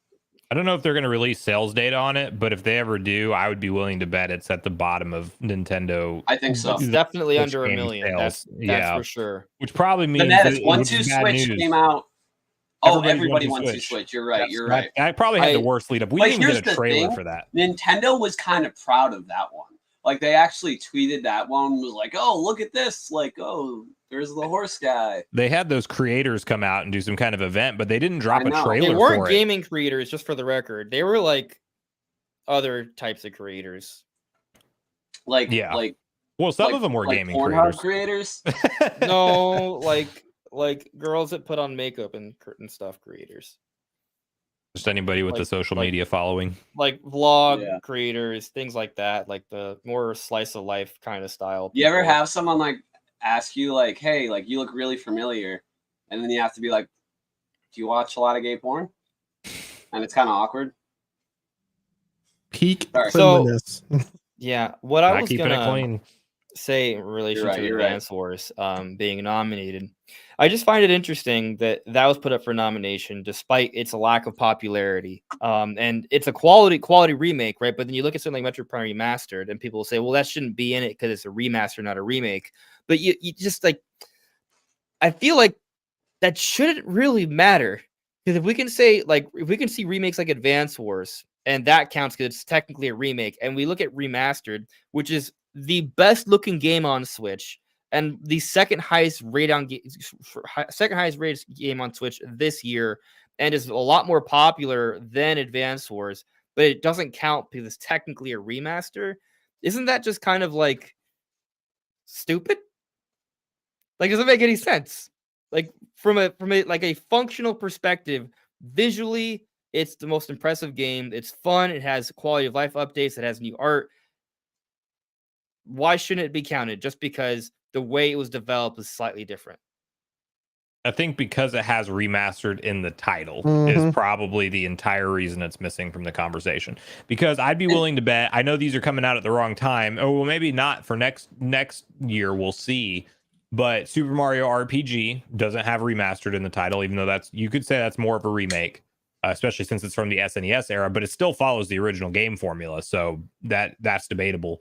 But Paper Mario Thousand Year Door. Nintendo's doing this thing with certain games where they're just dropping the remake or they just has remaster the altogether. It's just the name of the game. I'd be willing to bet that those maybe slide into some award categories more than because it says Metroid Prime Remastered and it's the same box art, same everything, but just way better. I think it Hey, should at be in the least- at conversation, least- but At least The Last of Us remaster got the same treatment. that's a good point. That would be outrageous if that Yeah. like got recognition. Oh gosh. Yeah, Then, that's a yeah, good point. people- And people would that's why riot. I really think more than anything, it just goes to show that there should be one category. If they add one, make it for remakes, remastered, and then just eliminate those from being in the conversation for any other awards. That's what I think is the simple fix for all Really, of that. I feel like even if they did that, Sunbro, like sometimes a game comes out like Resident Evil 4 or even Metroid Prime Remastered that may deserve some of that talk. Yeah, I don't know. think that if it's a ground up remake, then it should be eligible. I think if it's just a visual remaster, it shouldn't even be on the list. Like, Yeah, because up. think about Final Fantasy VII Remake. Are you even calling that? Well, I that's mean- that's not a remake or a remaster. That's a sequel. Well, yeah, fair, but that's what I'm saying is like whenever they take like the core, if Ocarina of Time got like a core restart from the ground up, we would all say Sure. that it should be involved in the conversation. So I do think that there's I exceptions agree, to yes. the rules. But Yes. whenever it's like more of a 1-to-1 remake or remaster, whatever you want to call that, when it's just so close to the original source content, then it needs to be in its own category. Well, That's then I'm what saying. Advance Wars is Yeah, is that pretty there's 1-to-1. I mean, the art style is different. I guess True. that's why it doesn't. It is that it? think what we're doing here is poking holes in how well put together the Game Mhm. Awards is to begin with, because Which that isn't is hard to do. Which it's is not not hard to hard do. to do. Yeah, exactly. talking about entertainment. That's what it Yeah. really is. Yep. Anyway, I feel like I voiced all my Justice for annoyances. Samus. Justice Yes, for just Samus. hashtag Justice for Samus, and also the entire Xenoblade series. But that's You know who? Joking. Xenoblade Chronicles, buddy. I'm just kidding. We're good. So how about those announcements? Because that is probably why most of us are even going to try to watch the show. What are we feeling? Like, what do we think can show up here? We kind of touched on GTA 6. I think Death Stranding 2. I think Okay. Jeff was going to secure it. Okay. Shadow of the Erd Tree. Shadow of the Earth expansion. Tree, Elden Ring. I think that'll be there almost. Definitely. Oh, almost yeah, that- certainly. that I'm makes a lot pretty of sense. sure most anticipated is a category, right? Yes. Yes, it is. Isn't Yeah. it weird? I'm pretty sure Silent Hill 2 was not a nominee, and I found that kind of weird because like Jeff's so close with Kojima. I mean, I don't know. GTA 6 isn't nominated either for most anticipated, but that's just because it doesn't have a trailer or release date. But Yeah. does Silent Hill 2 have a trailer? I think it does, isn't it? I don't know. So- Maybe it just wasn't. I think it does. nominated. Yeah, you can pre-order it already. It might be interesting if they show like GTA 6 or I don't know, maybe Metroid Prime 4, and those would be something that would actually probably would have been in like most anticipated, but because of the timing of it, won't be. Dude, I think Nintendo Xbox for is the gonna last, show like, up. 2 or 3 years though has not shown a single thing. Who? Bayonetta during the Game Origins. Awards. Who hasn't shown a single thing? Nintendo. Bayonetta not Origins true. was last year. Plus, what else was it on? Fire Justice? Emblem Engage DLC. Fire Emblem Engage DLC. There was 2 Nintendo Back in, published like- announcements last year. 2017, they did the DLC hot drop, right? It was the They Shadow Shepherd's dropped Ballad. Breath of the Wild's DLC, and they also announced Bayonetta 1 and 2 coming to Switch, and Yep. announced Bayonetta 3. Yeah. 2018 was Marvel Ultimate Alliance 3 and Joker. 2019, Did they even show up? I don't think Okay. they showed up in Oh 2019. yeah, I They see had what you're something. saying, but you have to admit that's like a lower tier Mhm. product. That's not like a big thing. It's not like that's Nintendo like a Direct Metroid Prime announcements. 4. Yeah, it's not their Nintendo Direct announcements, and I agree with that. And it hasn't been since really like maybe the Smash DLC, you could say. You know, that was and clearly the Zelda stuff. That was kind Yeah. of a different time though for Nintendo, Mhm. also in the Wii U era. Well, so I mean, let's talk about that for a moment because I did a video on this on the other day. I don't remember every game, but there's always been some Nintendo related announcement at the Game Awards since 2015. It may not be what you consider super exciting, but it is something. It is new content being shown in some way, shape, or form. But to your point, it isn't always on the level of a Smash Brothers or a Breath of the Wild or a Bayonetta 3. Like I would say those are major things. Those all happened, 2016 through 2018. Now, there's been a conversation that maybe Nintendo doesn't do that anymore because Reggie no longer works with Nintendo, and thus that relationship between Jeff Keighley and Reggie is no longer really impacting the Nintendo announcements. That might be the case. But I've been arguing, or at least suggesting the possibility that maybe the reason why the announcement hype levels have kind of died down has more to do with the fact that Nintendo's not trying to push the marketing as much right now because, they're in the middle of their cycle. But with Switch 2 coming out, well, a lot of us think next year, does that open the door for Nintendo to maybe raise the ante a little bit and put something more substantial as a premiere during the award show? I don't think so. Yeah, do you think they need to? Well, I think Nintendo they doesn't need like to do to anything. have control over their biggest announcements. Like, have it be their own event. That's what I mean. Like, have full control of how it's shown, where it's Similar shown. to PlayStation. I'm not saying they wouldn't tell Jeff exactly how they want it for the Game Awards, but it's still different than having it at your own event. I'm going in with extremely low expectations to see anything super notable from Nintendo, but I hope I am wrong about that. I would love to see them do, because Tears of the Kingdom wins a bunch of awards, that Dr. Surika and Toto tweet maybe actually has some validity, and ZR 2023 means that we're going to get a Shadow Drop Zelda announcement. But my hope's not there for that, because I just don't. The pattern that Nintendo has followed in more recent years is that control pattern, almost entirely. Like, everything they do is their own trailer, their own upload to their own YouTube channel. Like, they want it to just be eyes on them. So I'd be really surprised if they show up in a big way outside of like third-party games, or even like like a smaller first-party game that maybe we don't know about. And so I made a video today to kind of making the argument that maybe Prime 4 could be shown off, right? I'm not saying it for sure it will, just like it's possible. It's on the table. It is possible. But possible doesn't mean 90%, right? I agree, likely. maybe. Yeah. Right. It could be less than 50 or 40 or 30. But like, you look at the announcements we got last year. Bayonetta Origins is an entire like published Nintendo title that came out March. It was their March game this year. And Fire Emblem Engage, they announced the DLC at the awards, which is their big January game. But you look at the games that are coming out this January to March. We have another Code, 2 Memory. So it's two. I think it's 2 another Code games being remastered. Then February, it's a Game Boy Advance remake in Mario vs. Donkey Kong.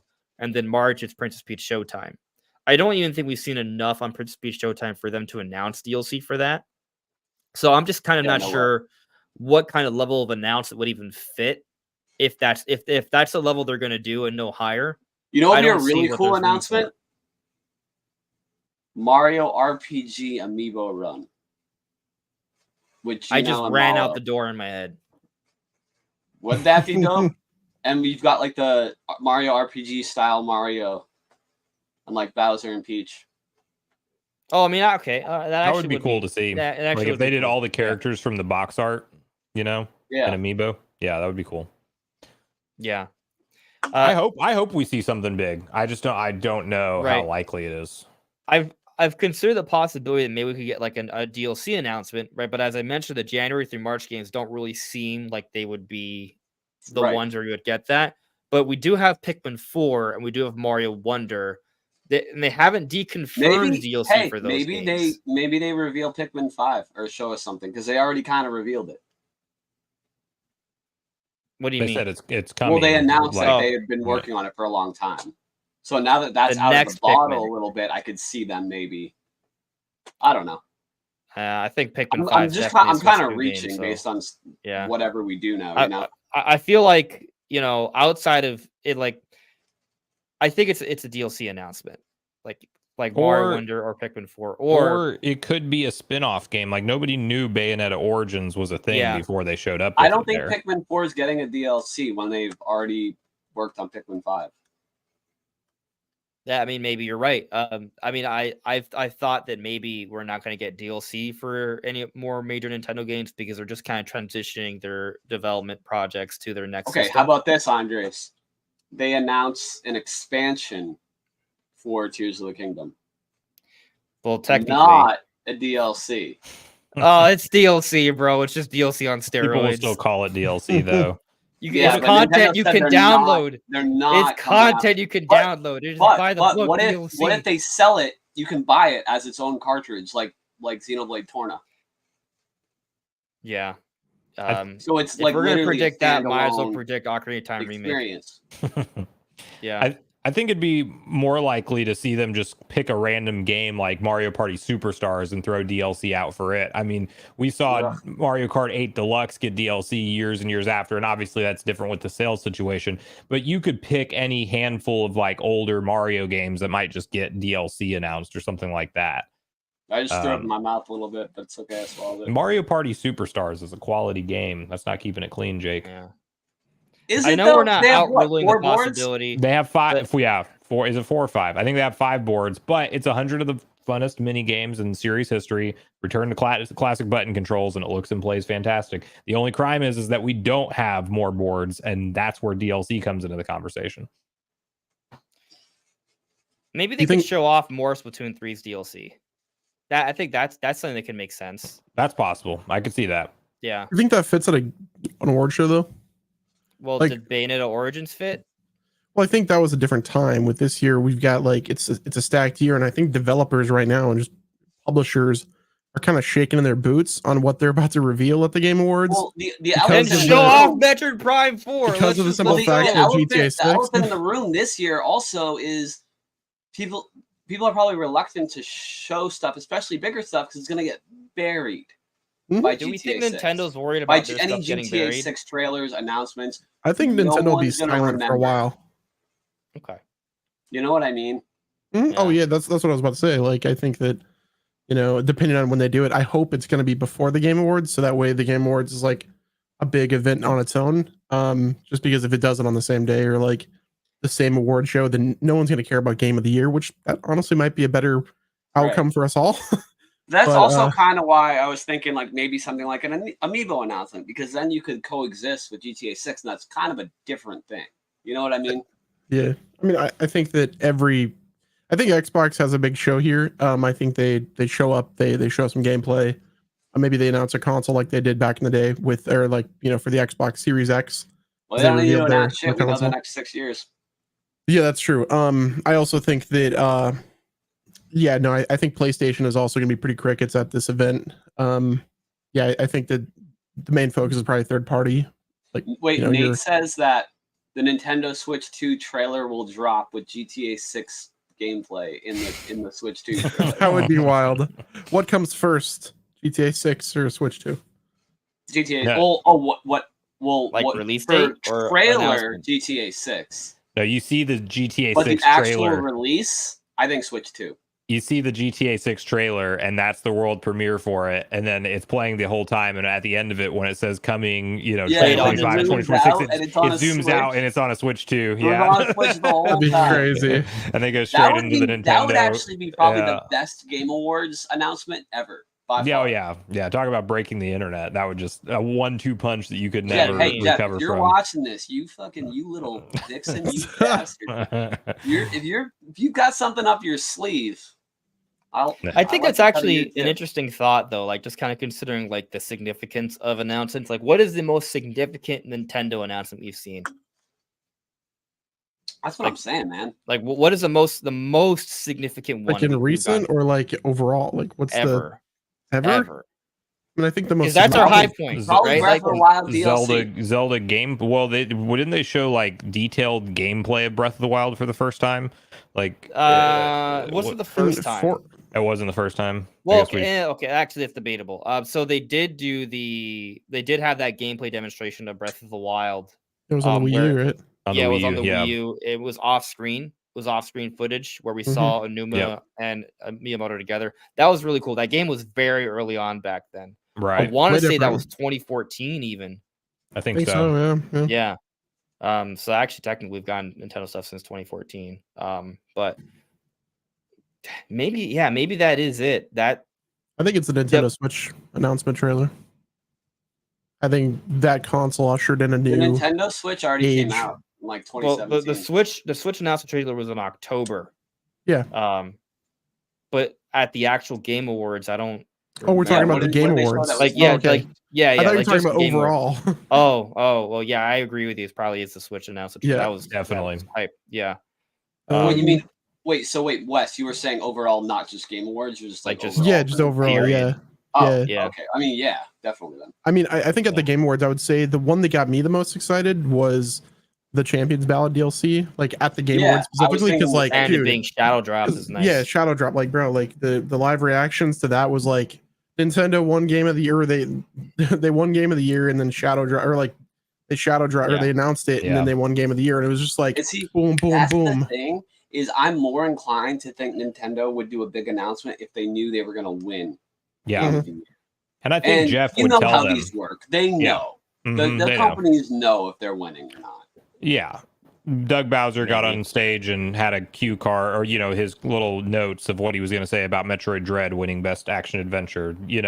Right. Maybe you could argue they tell everybody to do it just in case, but I think in certain cases with the super higher ups at companies, they know. Like Doug Bowser knows if he's getting on stage or not ahead Nintendos of of the time. world, part of the reason they participate is because they know everything that's going to happen up front. Right. So, So they I can guess plan how they want to market different stuff. I'm gonna yeah, disagree exactly, with you guys. Nate. Yeah. I'm gonna disagree with you guys. And I say that because the fan voting ends on December 6th. So are we saying the fan voting doesn't? Well, I guess maybe what I'm really asking here is like, how long ahead of time do they know? Because if fan Before they voting take the ends a day flight. beforehand, before they Well, go okay. on So we stage, could find that out if we got. Nate mentioned there was one publication is the one that revealed that there's 3 to 5 people per outlet that vote. If whatever It was kind of funny again. organization leaked that, I mean, we could probably figure it out, right? Like, when do they need their votes in? Okay, they probably know within a couple days. So this is let me explain why I don't think they know ahead of time. Because in order to get a trailer together, that takes time to put together. It's not like they just put it together Right, at like but- moments But beforehand. Andres, Like, if they take the time to put together a trailer, they're still going to use it, whether it's for the Game Awards or not. So they're going to take the time to put together the trailer. The question is, okay, are we winning something so it's worth to show at the Game Awards, or do we just show it the next week like we're always going to? So, but the other thing, well, I guess what the other point I'm going to get at here is that there's a lot of announcements coming. You don't think they have this all organized like a week or two in advance, at least before, if not more so. And so, I do, if they which is just, why I think they know well ahead. you but talking- fan talking about voting the doesn't reveals? end until the night before. Yeah, Nate just pointed out a great point in the chat. Some of the awards are literally recorded acceptances. So they have, if they're not there, then they have to record Yeah. an acceptance speech. Then I mean, at least the day of they know. But the question is how much ahead of time. I mean, they That's use it as debatable. leverage to get people out at the event as well. So Yeah, are we you're saying about to there's a get- you're Metroid about to Prime win 4 trailer that's sorry to cut you off, Wes. No You go chance. first. Oh no, I was ending what I said, but yeah, Oh. no chance, no Metroid Prime 4. Right. But let's say there is sure, but some sort of Zelda trailer, be it Metroid Prime 4, a Zelda remake, whatever it is, that there's some sort of hype think- trailer Nintendo has ready. I don't think it's that a if- trailer. I think Okay. it's Miyamoto walking on stage and saying, "Hey guys, you know that Zelda action? Here's like action or like live action like movie." I think he's like, "Yeah, it's in development, and this is the release window." Yeah, I could see that, kind of like how he announced the Pretty movie. cool. But also, Andres, to your point, I think that yes, they could potentially have a trailer ready to go for something that's supposed to go up at a certain date that they would push to the Game Awards if they knew they were going to win something. You know what I mean? Maybe they do the I Zelda think movie that is title. possible. Maybe they do the Zelda movie title reveal there, and nothing That'd be else cool. is there except for just the logo of what it's going to Yeah. look like on the movie theater, advertisements. I could see I something do like think that. that would be cool, but I kind of feel like we're not going to hear about the Zelda movie for a while. It's very possible. Yeah, but with live action, yeah. Will be Mhm. All right, not gonna Timothy get through. Chalamet or Tom Holland for Link? Neither. I want an unknown Yeah, actor. agree. I Obviously. agree. Yeah, you're saying neither to the company that hired Chris Pratt to voice Mario, buddy. Hey, I thought he did a good job. Those Okay. are the I thought he only did. two options, whether we like it or not. Tom Holland can pull it off, but other, I don't know. I can't have Nathan Drake, quote unquote. Yeah, Nathan Drake. yeah, I know what you mean. And Spider-Man. Yeah. And Spider-Man. Like, He's the Yeah. Sony mascot coming over to play Link. I can see So- Nintendo being petty and not hiring Tom Holland only for that reason. oh yeah. Well, let me point something. And well, actually, I think that's a good point because there's a certain image that's being portrayed when you pick a particular character. You mentioned Chris Pratt, but that movie was all voice acting, right? We're not seeing their faces, but this live action we are. So I think the casting decisions are going to be a little bit more nuanced here for that reason. So we talk about Tom Holland. Listen, if we find out Tom Holland is a Link actor, I'm not gonna come out on Twitter and be like, "Oh, this is stupid." No, I'm gonna be like, "All right, well, he's a great actor. I'm gonna trust Nintendo's decision on this." Like that. That's gonna be my response. But if you're gonna ask me what I would like to see without knowing, I'm gonna say I'd rather it be someone else. Yes. Oh, I mean, same. I don't think any of us really. I mean, there could be people out there, so correct me if I'm wrong, Chip. I don't think any of us want Tom Holland or Timothy Chalamet to play Link. I think we all prefer someone that's a much better fit that probably isn't mainstream, because if there's no one mainstream off the top of my head I can think of, I would rather have it be. I more want a no nuanced, like you name. said. I want a What no I get name. very excited about actor. is who they cast to play Beetle. Right. Orlando So- Bloom as Link. Just let Legolas do it. Yeah. He's done it before. I think a no-name actor Way for too Link, old. but the Oh, rest for of the sure. cast is star-studded. I think they Ocarina of Time. they should put a lot of really high-profile actors, but Link, especially because like there's a history of like kind of being like that blank slate kind of character where you insert yourself. I think it makes more sense for I at would least never Link. do that to Link. That's disgusting.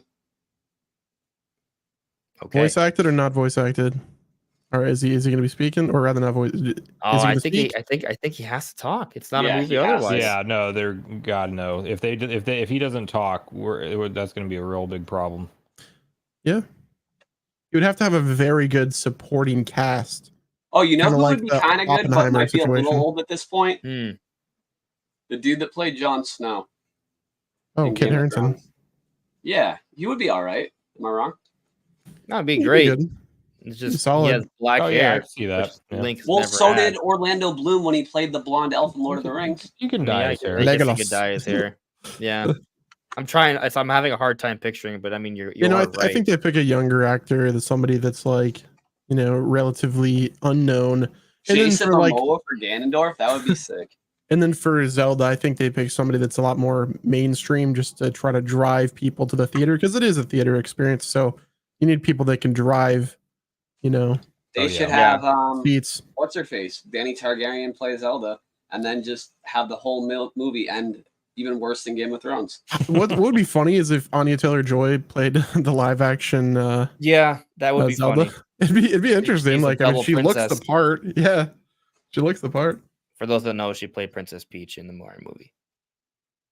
Yeah, and also what's funny is that she became famous with Queen's Gambit. Mhm. Queen. All right, that's it.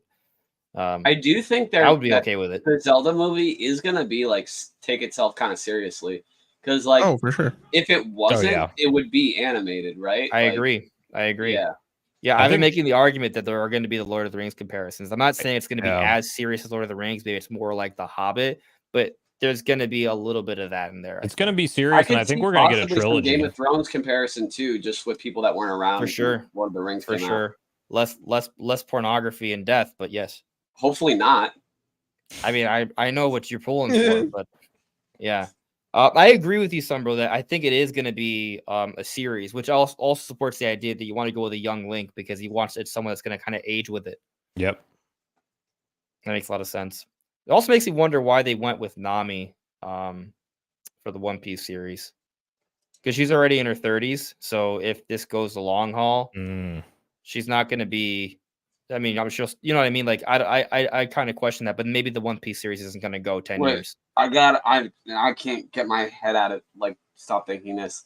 I'm keeping it clean, but in the vein of what we were just talking about, what do you think they do with like they have to put some kind of like romantic plot line in there, right? Like for it to be a good movie, you got to have something like that. Well, Like, first off, this is where a lot of Zelda fans maybe make arguments about this, but I think Link and Zelda in both Breath of the Wild and Tears of the Kingdom are clearly in love and in a relationship. They have a house together. I want to see him bang the fish people.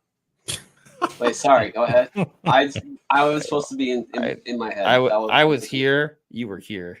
Yeah. Sorry. Actually, I'm sorry. You weren't here. You were over here. I'm sorry. But I'm sorry. That's fine. No, I'll keep it moist. Continue on with your. No. I'm actually really. I like where you're going with that. I'm curious to hear it.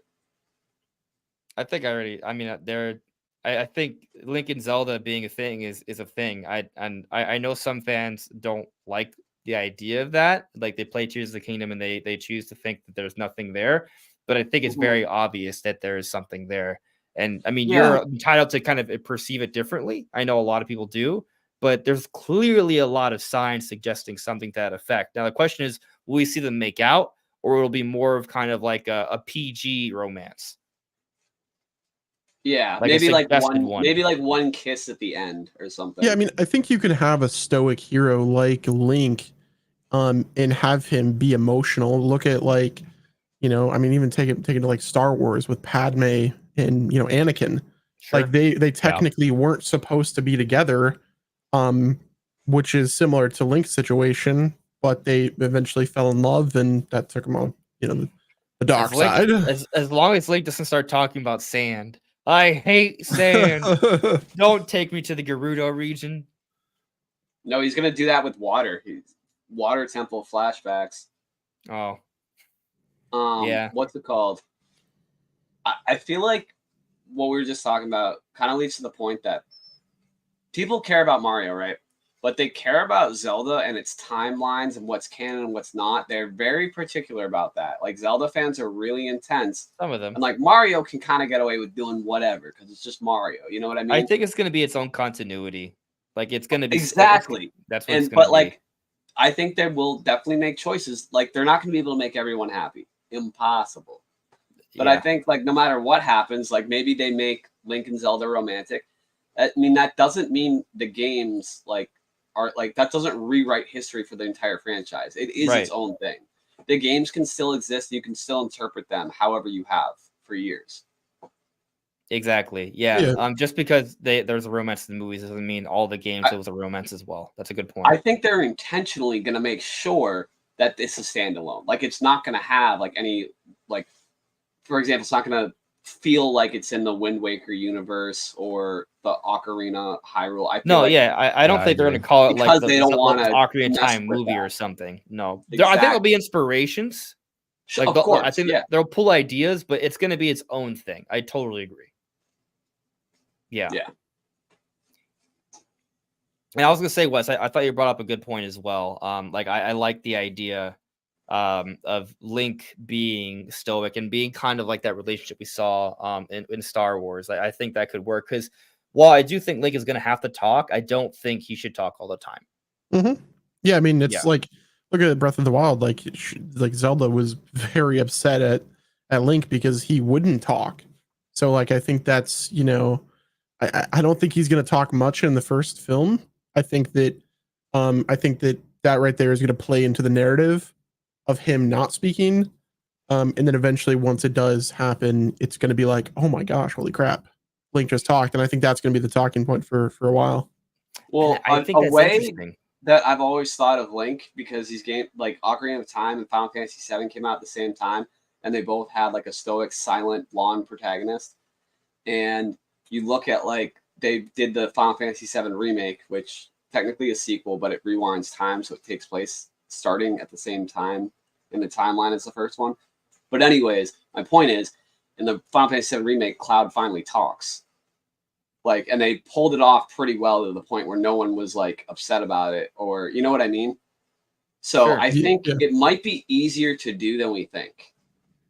Like, I agree. It might. Same thing as like the Chris Pratt Mario voice, right? We're all like, I don't know about that. And then we're like, oh, this is fine. Yeah. No, I agree with that. I think it'll be fine. Yeah. No, I think we're on the same page there. But that's definitely, the Zelda movie talk is fun, but what about just the other stuff we were supposed to be talking about? I me's there anything else you guys are kind of looking forward to seeing announced at the Game Awards, or did we kind of cover it already? It doesn't have to be Nintendo related. I know there's some third party stuff we were kind of. I'm excited for the orchestra. Like they always put in a really good performance. So I'm looking forward to that too. I'm curious what kind of. We're gonna get the Bill Clinton guy back.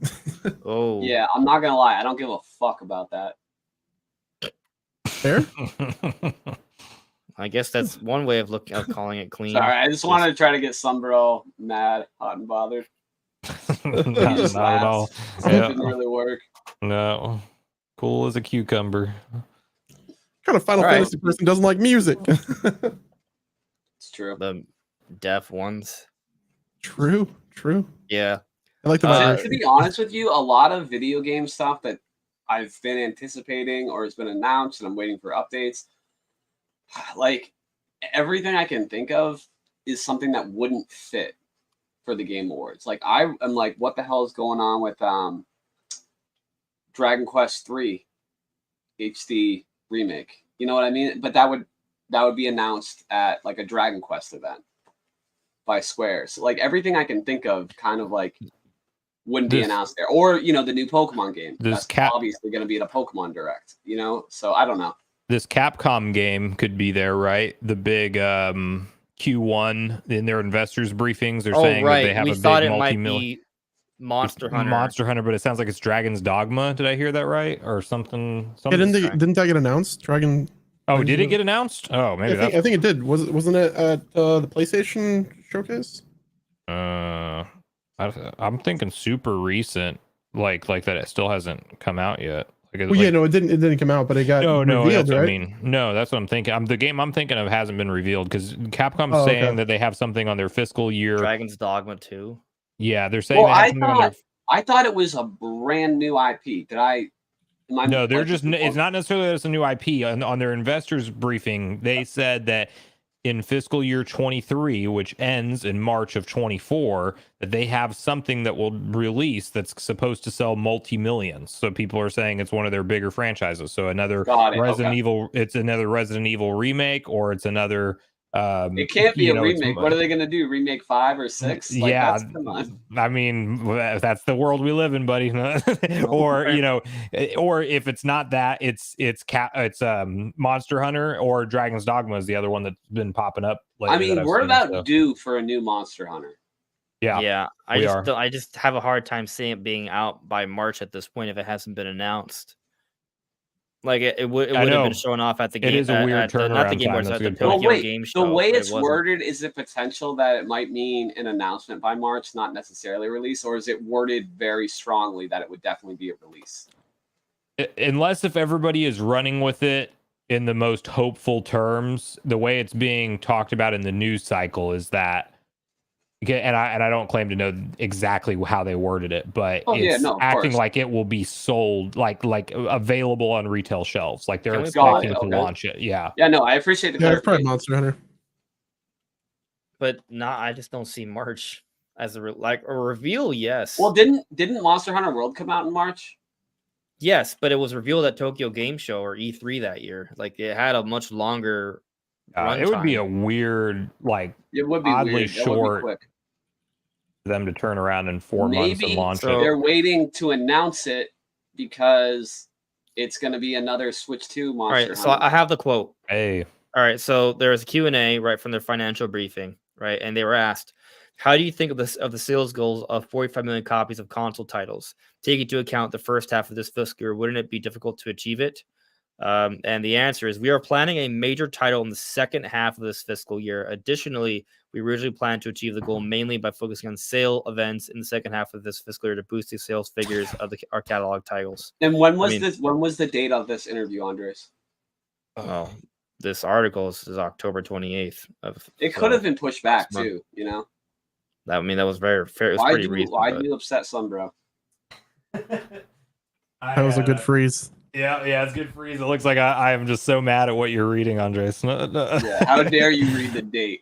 Are you mad? No, I'm trying to fix my camera. I don't know what's going on. Lately, it's been overheating, so we'll see if we can get this. I thought I did make you upset. I was like, what did I do wrong? Talks about games in the chat mentioned Dragon Quest Monsters.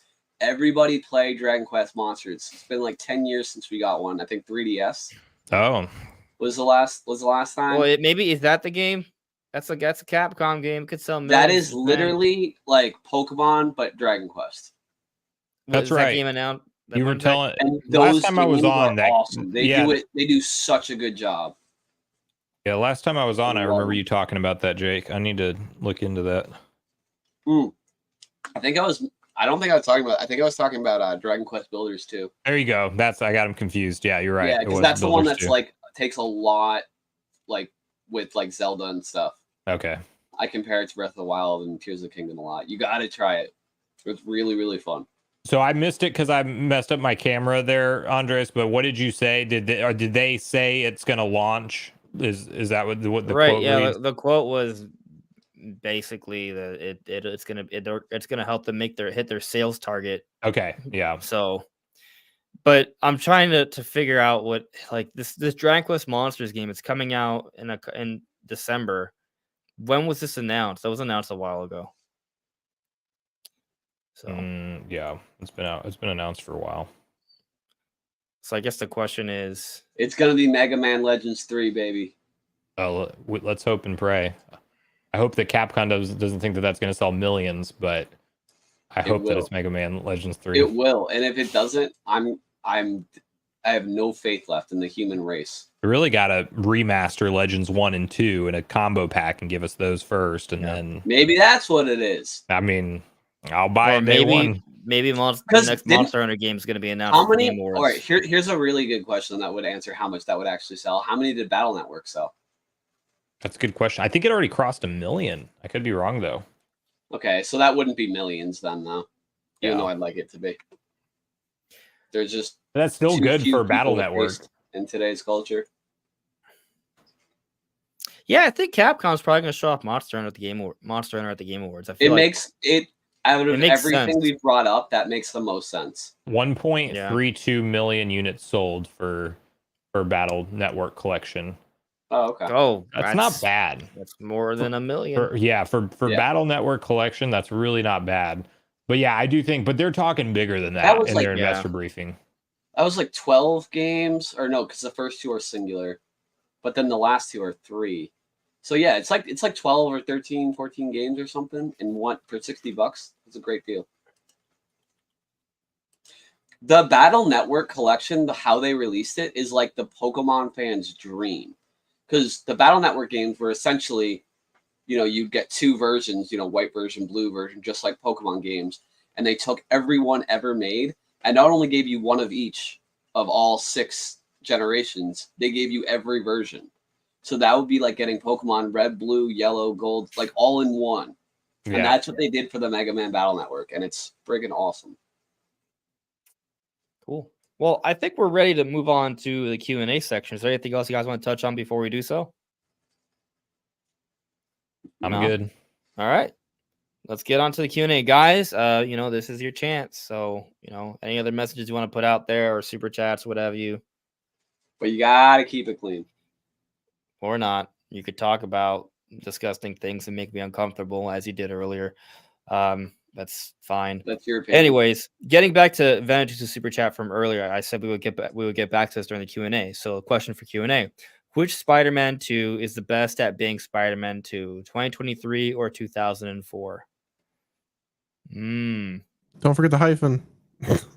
Okay, I'm gonna Oh. jump in there because I've actually been really looking into this recently. Sure. Spider-Man 2 for the PS2, one of my favorite games ever. I think just the world itself and the characters are like really magical. Like you get sucked into that and it's so fun. But having played Spider-Man 2 and then going back to that, it's not even close. It's amazing how much heavy lifting nostalgia does. The Insomniac Spider games are way better. Mm-hmm. Agreed. Retweet. Yeah, no, I platinum Spider-Man 2 for PS5. I didn't platinum Spider-Man 2 in 2004. Yeah. Well, they didn't even have That was before I trophies. know. Yeah. I know. Before the PSN profile was a thing. Exactly. Yeah, that was before online. That was literally Mm-hmm. I will admit that all this Spider-Man talk these last few weeks has gotten me to really consider picking up Spider-Man. Let's go. Great games. Dude, here, I'm gonna try to give you a couple selling points on it. Do you like horror films, Yes. Andre? You do? Yes. Are you familiar Oh, with yeah. the Candyman? No. 1990 horror film.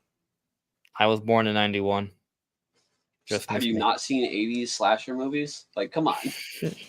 I have. What's it called? Anyways, the star of that movie, Tony Todd, is the voice of Venom. And he is terrifying in that movie, and his voice is terrifying. He's not in the game as much as I would like, but he's awesome. So that's just like a nice little bonus that you might not have known. Okay. Play it. Thinking about it. Yeah. All right. Hey, Nazi, Well- you gotta keep it clean. Sorry. All right. So, next super chat here. Actually, this is not even a super chat. It's just a new member. Aaron Rass has become a member of the Nintendo Prime community. He thanks you through me. Thank you. All right. Yeah. Well, Nintendo Prime with our super chat. Enjoy the Giannis jersey this holiday season, buddy. Happy to gift it when Tears of the Kingdom wins. I believe he's talking to. So yeah, I have a bet Yeah. with Nintendo Prime that Baldur's Gate 3 will win Game of the Year. And the bet is if Baldur's Gate 3 or when Baldur's Gate 3 does win, he will have to wear a Celtics shirt on the podcast. And then his fever dream fantasy is that if Tears of the Kingdom wins, I'll have to win a Bucks jersey or shirt, whatever. All right. Well, let me throw my. No, I'm not gonna throw myself into the ring. I was gonna be like, well, if Mario Wonder wins, you each have to buy a Miami Heat jersey for every player in the starting five and wear all of them at the same time. So if Mario Wonder doesn't win, do you have to do that to our teams? No, That's not a bet then. That's just where's the incentive for me? you could say I'm a loser if I'm wrong. I'm gonna say that's that what you get. anyways for you suggesting that. Well, then I'm gonna force you to wear 5 jerseys, whether you say no or not. You can try and make me if you want. No, we're good. All right. Send me So- over a barrel. Show me the 50 states. I don't care. Since you're talking, how about you answer to this? Brian C with a super chat from earlier. Jake, defend Baldur's Gate 3 camera controls because they suck. All in right. Brian's opinion. Baldur's Gate 3 camera controls. Defend it. All about choice. I Duck love and it. weave. No, honestly, I don't know that much about camera controls. I mean, I've been very transparent. I haven't played it, so I might think be a they're valid fine. criticism, Brian C. I actually prefer the game on controller, to be honest. Like playing BG3 on controller feels smooth. Oh.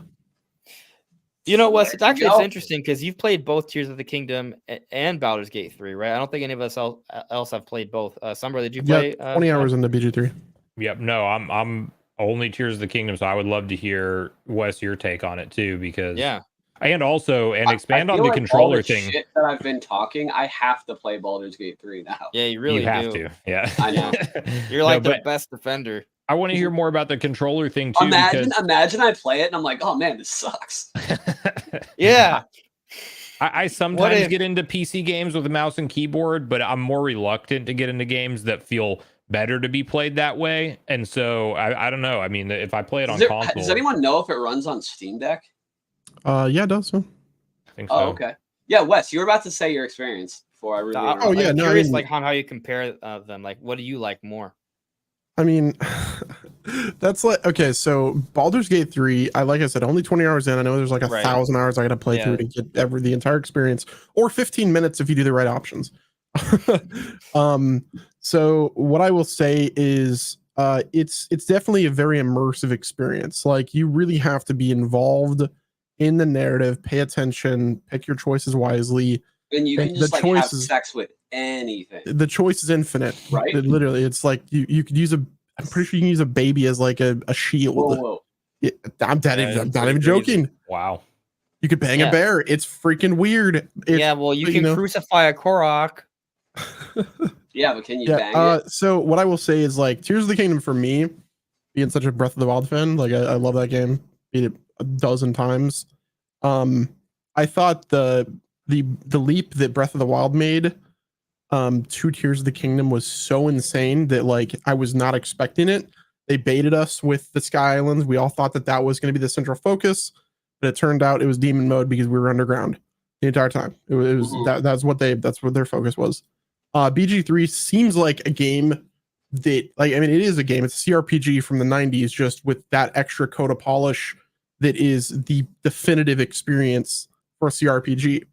So while I think that BG3 is a great game, it's a game that's going to win, I prefer Tears of the Kingdom just because of the choice and the interactivity and how much fun you could have with the game. Do you think that your opinion could change as you get further into Baldur's Gate 3, or do you think it definitely could? A narrative is what, like, the reason that I like God of War Ragnarok over Elden Ring is because of the narrative in Ragnarok. That's so good. I'm glad you said that. Insane. But the lore of Elden Ring, like, once you really start to pay attention and read the stuff and watch the videos, crazy. Like, I'll tell you right now, like, if you're deciding on whether or not to play Elden Ring, but you like God of War Ragnarok, dude, just watch YouTube videos and you'll learn to love Elden Ring. But for BG3, I think as the narrative, like, you know, slowly, once I get further into it and get down to the nitty gritty, I'm sure that I'll love that game. I don't love it right now. Did you play Baldur's Gate 1 and 2? I like probably 10 minutes of them. Like, I'm not a big CRPG fan because I never played them, because, to be honest, it's not typically my genre. Even though I like RPGs, I don't really like. Yeah, like I played older CRPGs back in the day. Like I played the genre before. I played them, but it's been a long time. Yeah, like what Larian has done is incredible. I think them putting the game in early access for like however long it was, I'm pretty sure it was like the first act, it was 25 hours. It was in early access, so like, I'm glad that they were able to polish it up, get the full game finished, and people got to experience it. But like I said, like, for me, Baldur's Gate isn't even in the running in my heart. It's Alan Wake 2, and it's Tears of the Kingdom. So maybe we should play Alan Wake 2. It's incredible. Well, that's a shorter game too. That's like very doable. The narrative that like Remedy has done it reminds me of my wife, actually. That's how doable it is. Remedy is insane. Like Alan Wake 2, don't sleep on it. Play the game. It's great. Yeah. Like I said, I've been talking shit about Baldur's 3 for months, so I feel like I've been pushing myself further and further to the point where it's like, okay, you should live stream it. And then with your wife. But that would take forever to get through streaming. I mean, with your wife, I play games so slow when I stream them. But it's funny, like, the last few games I've played have all been games where you have to make choices, but they're much shorter. Like the choice Dark to play Picture anthology, like Until Dawn, all that stuff. But the way I've played through them is I've let the chat make all the choices. And honestly, that would be kind of fun with Baldur's Gate 3. Yeah, that makes sense. I literally, every time an option comes up, I just run a poll. And then there's so many choices in that game. Maybe I wouldn't do it for everyone, but like for some of them. I compare BG3, like the choice to, and it's not on the same scale. Obviously, BG3 is just insane. It is a narrative driven experience, but it's almost like The Witcher 3. Like, if you can't get through the stuff like that. We'll talk about that. I've never played those. Nice Field Republic. I have played KOTOR. It is very similar to KOTOR, like in terms of like the vibe that you have to be in. But like, if you played The Witcher 3 and you played through the Bloody Baron quest line and you didn't enjoy that, then you're not going to like The Witcher 3. Similar to BG3, if you don't get the vibe, you don't like what you're playing initially, then you're probably just not going to enjoy it. But it is narrative. It's all about the narrative. Yeah. Well, I'm just excited because, like, literally, it has like 90 hours of potential cutscenes based on choices. Like, that's how much. It's nutty. Yeah, that's crazy. I'm just excited for like a game with a narrative that deep where I can literally either kill or have sex with everything I see. Like, someone had said in the chat, like, Jake, defend everyone in Baldur's Gate 3 like being a horn dog. And now I'm like, how have I not played this game? Like, it sounds like it was made for me. I'm excited. That was my biggest gripe with Tears of the Kingdom, is that you couldn't fool around with Purah. Just saying. All right, that's fine. On the note of that, though, I want to ask you, and we're going to continue the Q&A in a moment, but like what happens? I know you all believe Baldur's Gate 3 is going to win. Well, actually, no. Sombro, you've suggested that there's a chance Tears of the Kingdom can win. Wes and Jake, you guys are pretty committed to Baldur's Gate winning. I'm not sure, to be totally honest with you, right? I'm not saying any of you are wrong, but I'm just kind of curious, though. Like, how will you guys respond if Tears of the Kingdom does win? Oh, dude, I'll be hyped. Why would I Insane. not be? Love it. That's the one Yeah. that's in my heart. I want that to win.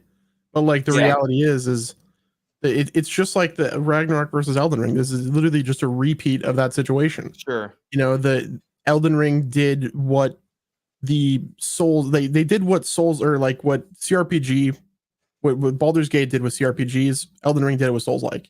Yeah. It kind of made it I- mainstream. And I it think- feels more new to like the masses. And so I Yeah. totally get that for sure. But well, it's kind of not new because like it made it to the mainstream. That's a good way to put it. Yeah, Because Yeah. Elden Ring, obviously, it's the same formula as all the Souls games before it, but they added like a really good open world. And then this did a similar thing for CRPGs. But last year, to be honest with you, I loved God of War Ragnarok so much. And the original God of War for 2018, whatever Mhm. it was, Yep. I thought it was okay. Like I didn't really care that much. Like I platinumed it, but I was like, it's just all right. But Ragnarok was so much better. Like was. the story was incredible. And I was really holding out hope that maybe it would win. And when Elden Ring won, I was really bummed out. But as time went on, I was like, you know what? I'm so happy for those fans. So this year, I tried to look at it more of instead of putting all my eggs in like Tears of the Kingdom better win it. Just like, hey, we all love video games, right? We're all on the same team. I've just been trying to do more research, be more realistic about it. And then if Baldur's Gate 3 does win, which I think it will, I'm gonna be really happy for that studio and that fan base. And hopefully I'll be one of them at that point. Hopefully I'll have played it by then. But if Tears of the Kingdom wins, I mean that's my guy. That way it's a win-win It's a for me, safe option. no matter what happens. You know what I mean? That's keeping it fucking clean. Sorry. Mario Wonder's gonna win. All right. There you question. go. No chance. 2D platformer in 2023. What?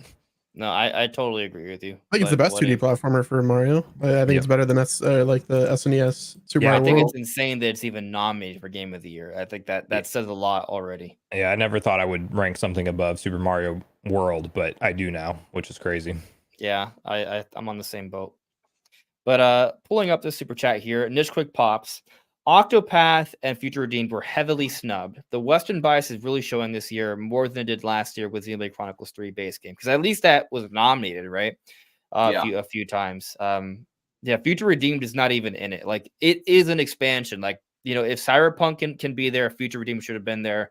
And according to Metacritic, like, there's a 5-point difference there. Like, that's a substantial gap.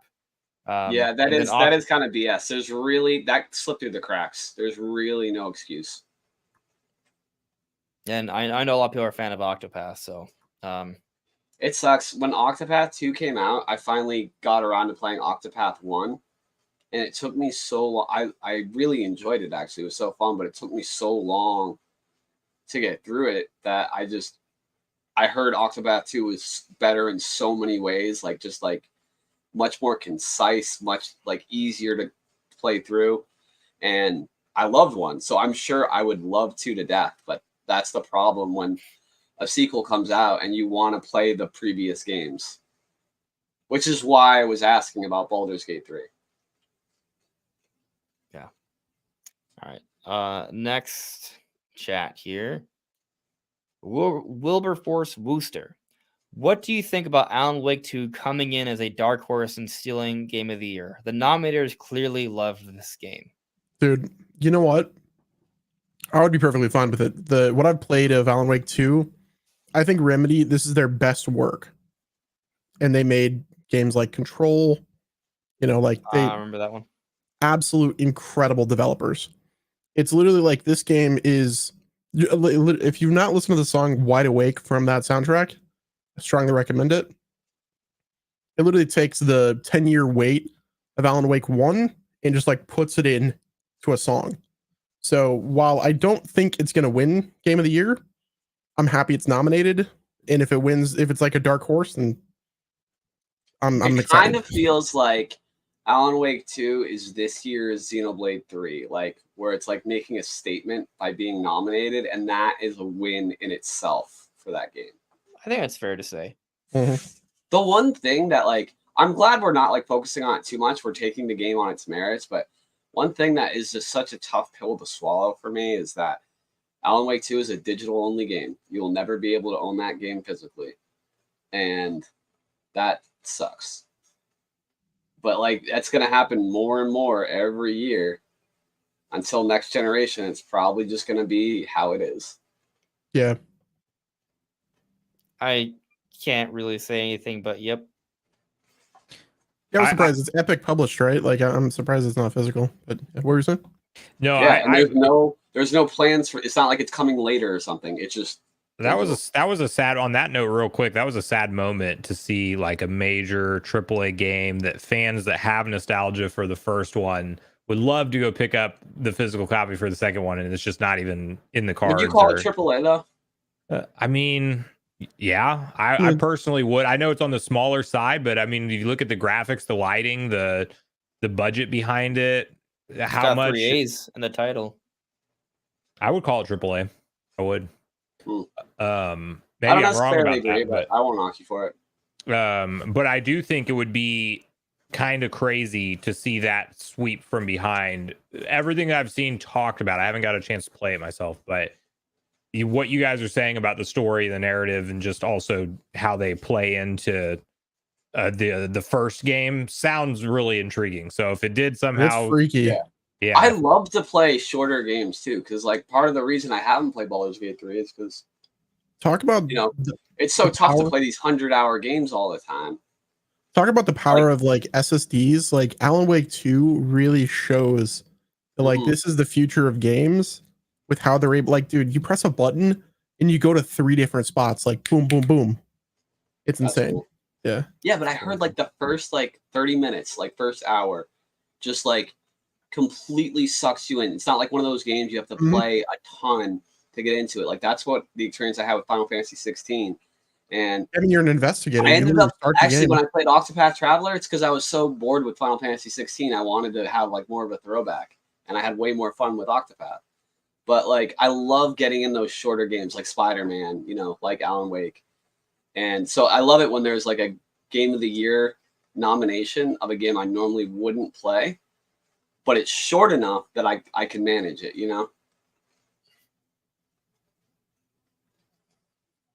Yeah, I also kind of feel similarly. There's a lot of games that I'm like, oh, that sounds cool, but that's 100 hours.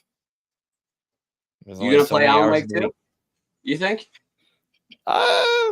There's a lot of games I keep telling myself I should play, so I can't guarantee it's a it. psychological thriller. It has the most insane mystery, and the gameplay is fun. Like you have these games that are narrative driven, that are like thrillers that the gameplay is just kind of meh. This But like one's this good. one is, yeah, it's crazy. Yeah, that- Wait, do you that do you does have a seem up my PS5, alley. Andres? not yet. So that's Oh, I part see. of the Okay, thing. because you were talking about playing Spider-Man potentially. Right. Well, that it's kind of like there are some games that I'm like, oh, Dude, buy a there are some games PS5 now. there are some Don't games I buy can play the on my Slim. PS4, Dude, the right? PS5 But I'm like, Slim overheats. Don't get it. yeah, really? Oh, but it's kind of one of those things where like I'd rather play it on a PS5 for some of the games that are already on PS4. But just I have this list of just kind of building and building, especially when I've only had time to play Nintendo games this year. But it does sound really good, like what you were talking about with the SSD. Yeah. So maybe. All right. Maybe. So Samuel talks about games. Look, I've tried to get into Baldur's Gate 3 multiple times and I don't like it. However, I appreciate its perfection of CRPGs. I like JRPGs more. LOL. Future Redeemed for Game of the Year. Let's go. What is it for Game of the Year? Future Redeemed. The game that's not even in any of the nominations. Hey, It's all It's- corporate bullshit, man. Future Redeem can be your game of the year. It's not because that's Tears of the Kingdom, but it's pretty good. What? Who's this Nintendo Prime guy? Another super chat from this Nintendo Prime guy. What do you really think of Nintendo Prime? I hear he's an e-begging shill who lies for views. Thoughts? I don't know. I feel like that whole e-begging Honestly, shill I thing couldn't is fucking agree more. unsubstantiated. Oh well. Okay, clearly there's different opinions here. The double down. Yeah. I don't got anything to say. I just hope he feels better. I think I honestly, feel I think better, Nate. Nintendo Prime is the type of guy to refer to himself in the third person while donating himself $5. That's what I think of Nintendo Prime. Make it Actually, that he's way, losing money every time he does that. Yeah, I was gonna that's say what- I feel bad about the revenue split every time I see Nate donate. It's like, oh, there goes Yeah. 30%. Yep, 70-30. Yeah. Yeah. There should be Yeah. a wave where creators could do it to themselves with 100%. No, that doesn't make any sense. But It feel would better, just Nate. be weird. Don't waste your money on Yeah. the chat. I think that's Save it- embezzlement. Yeah, you're probably right. That's a good point. Well, Probably that's exactly why your that doesn't opinion. exist. Interesting. Wow. Yeah. And you can it It's becomes like a if write-off. If you're like an Uh, Uber driver what and is you it? drive yourself somewhere, but like you book yourself for it. There's some creative ways out there if you look into them. Uber driver I haven't I heard think it's of. the same thing though. You lose like a certain percent because Uber takes it. Yeah. Yeah, anything like that that's a service, you're gonna lose a certain percentage. All right. I got a final it's not a super chat, it's a membership. Natsu been a member for 29 straight months. God damn it, Wow. Natsu! What the? Had to Never say keep it clean. exactly. We'll never keep it clean.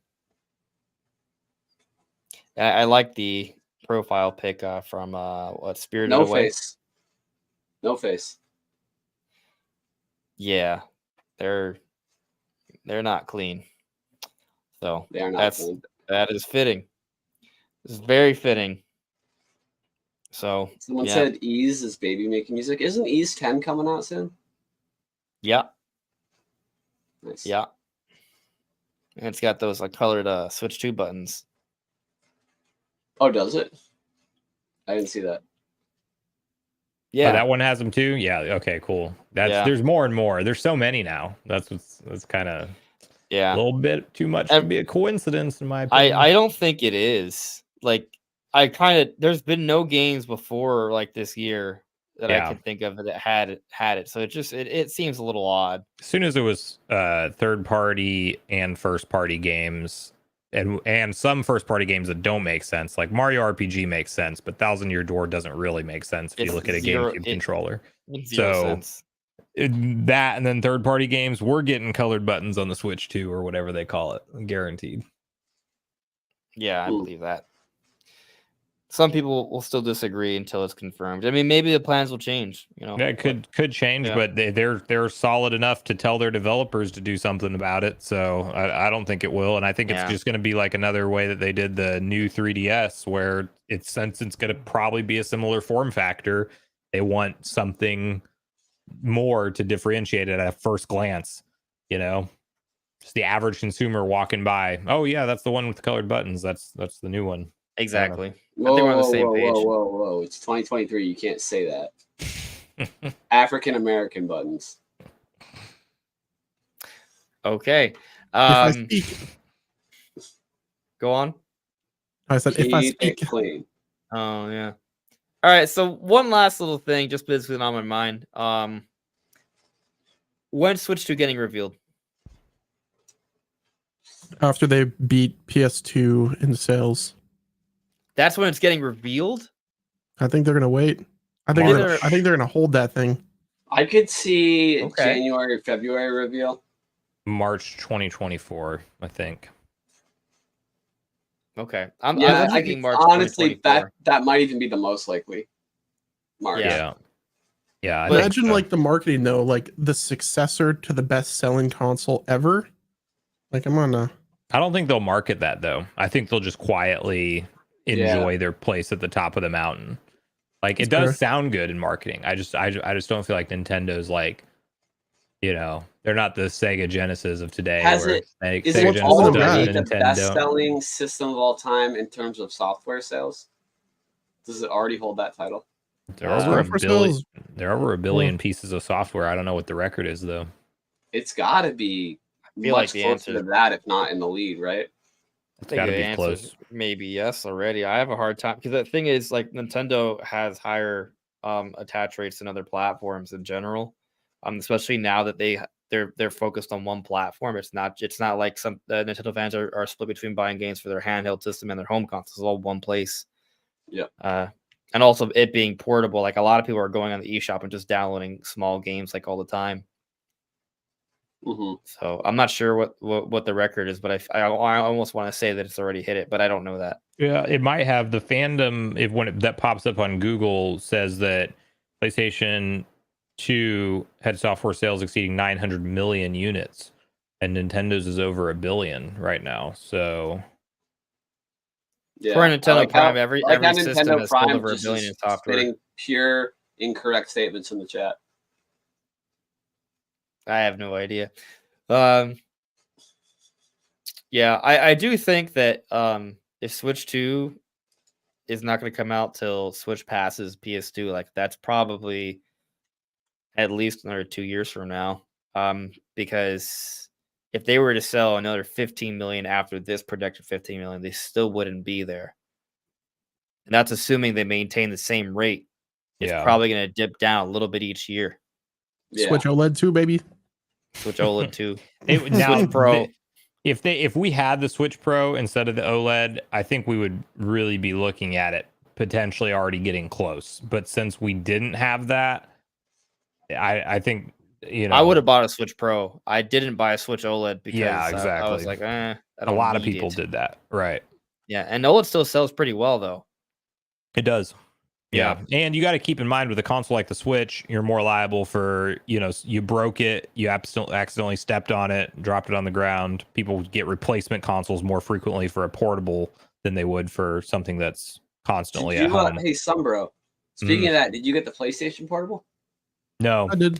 I did not, but I'm curious. I know everybody got them today, so I'm going to look at it. I'm Yeah, gonna see if how's I it really running? have a use case. Amazon fucking fucked me. Mine's not getting here till the morning. Hey, you gotta Ugh. keep it clean, buddy. Yes, I all got right. the That's dirty. I got Yeah, the you're Pulse Explorer as well. I got the Portal in the Explorer. How's it What do you- play? Yeah, what do you think about the remote play, like the latency time and stuff? I think it's similar to Chiaki. If you guys have ever played that with PlayStation, like What? it's No, I'm basically not familiar with that at so all. like on No. like you could download an app on Steam Deck called Chiaki, and it's basically remote play. Okay, But it's like the best remote play. It's similar. Yeah, it's solid. Like it's not too crazy. So Nate said that the PS4 has sold 1.6 billion. So okay, Nintendo that's a would lot. at least have to pass that. Yeah, they would have assuming- to. They still. I got would a ways to assume go. that's Sony's best generation. But Probably. Yeah. If Nintendo's serious about their comments at the investor meeting and actually supporting the Switch with games for years to come, I think they'll get there though. yeah, wait. Yeah, I mean, I Where think did you get that the PS2 said 900 mil? Because now Nate and someone else said that it did 1.5. Fandom, I googled it and it was the first thing that popped up. So, All right. yeah, So- I'm not putting any stock in Either what I saw on way- Google. at Either a way, glance. 1.6 looks like the yeah. top. hmm Well, it's going to be interesting to see Switch sales numbers after this holiday period, because the holiday period is such a huge period. Like it's the biggest time of the year. Like it's I think that quarter on its own is usually bigger or comparable to the other three quarters combined. So it'll be interesting to see where they're at that point, if they're going to still hit their projections. They actually raised their software predictions by 5 million as of the last financial briefing. So. They're inching there, and even if Switch 2 does come out, next year, I think it is. I agree that they're probably going to push Switch for maybe 2 to 3 more years, and they can kind of like market it as like that cheaper option. I mean, 3DS is still getting published titles from Nintendo into 2019, even though Switch came out March 2017. So there's a good chance they'll get there with Switch. But with that all said, I think we've pretty much reached the end of tonight's show. Is anything else you guys want to talk about, or are we good to go? I'm good. It's been fun, guys. Yeah. Heck yeah. Yeah. Wes, what are you working on right now? Anything else you want to point out? Not really anything crazy. Just excited for the Game Awards. Got GTA 6 coming up. That's gonna be an exciting one. Yeah, just kind of vibes, posting content, the usual. For those who Yeah. aren't familiar with Wes's content, he never wears clothes, which is why we had to have a compromise for the podcast. So yes, that is the situation that has been happening the entire It is time. the life. I'm not gonna lie with you. It actually it improves the quality of his voice and the creativity of his ideas, and it Yeah. makes his videos. He doesn't sit in a amazing chair either. He sits on a stool that's like it's like a donut. It has like a hole. in the field. Yeah, just to let Hell yeah. everything relax. That's actually his logo is the stool. All right. Anyways, yeah. Oh, that's Got brilliant! built-in bidet and everything.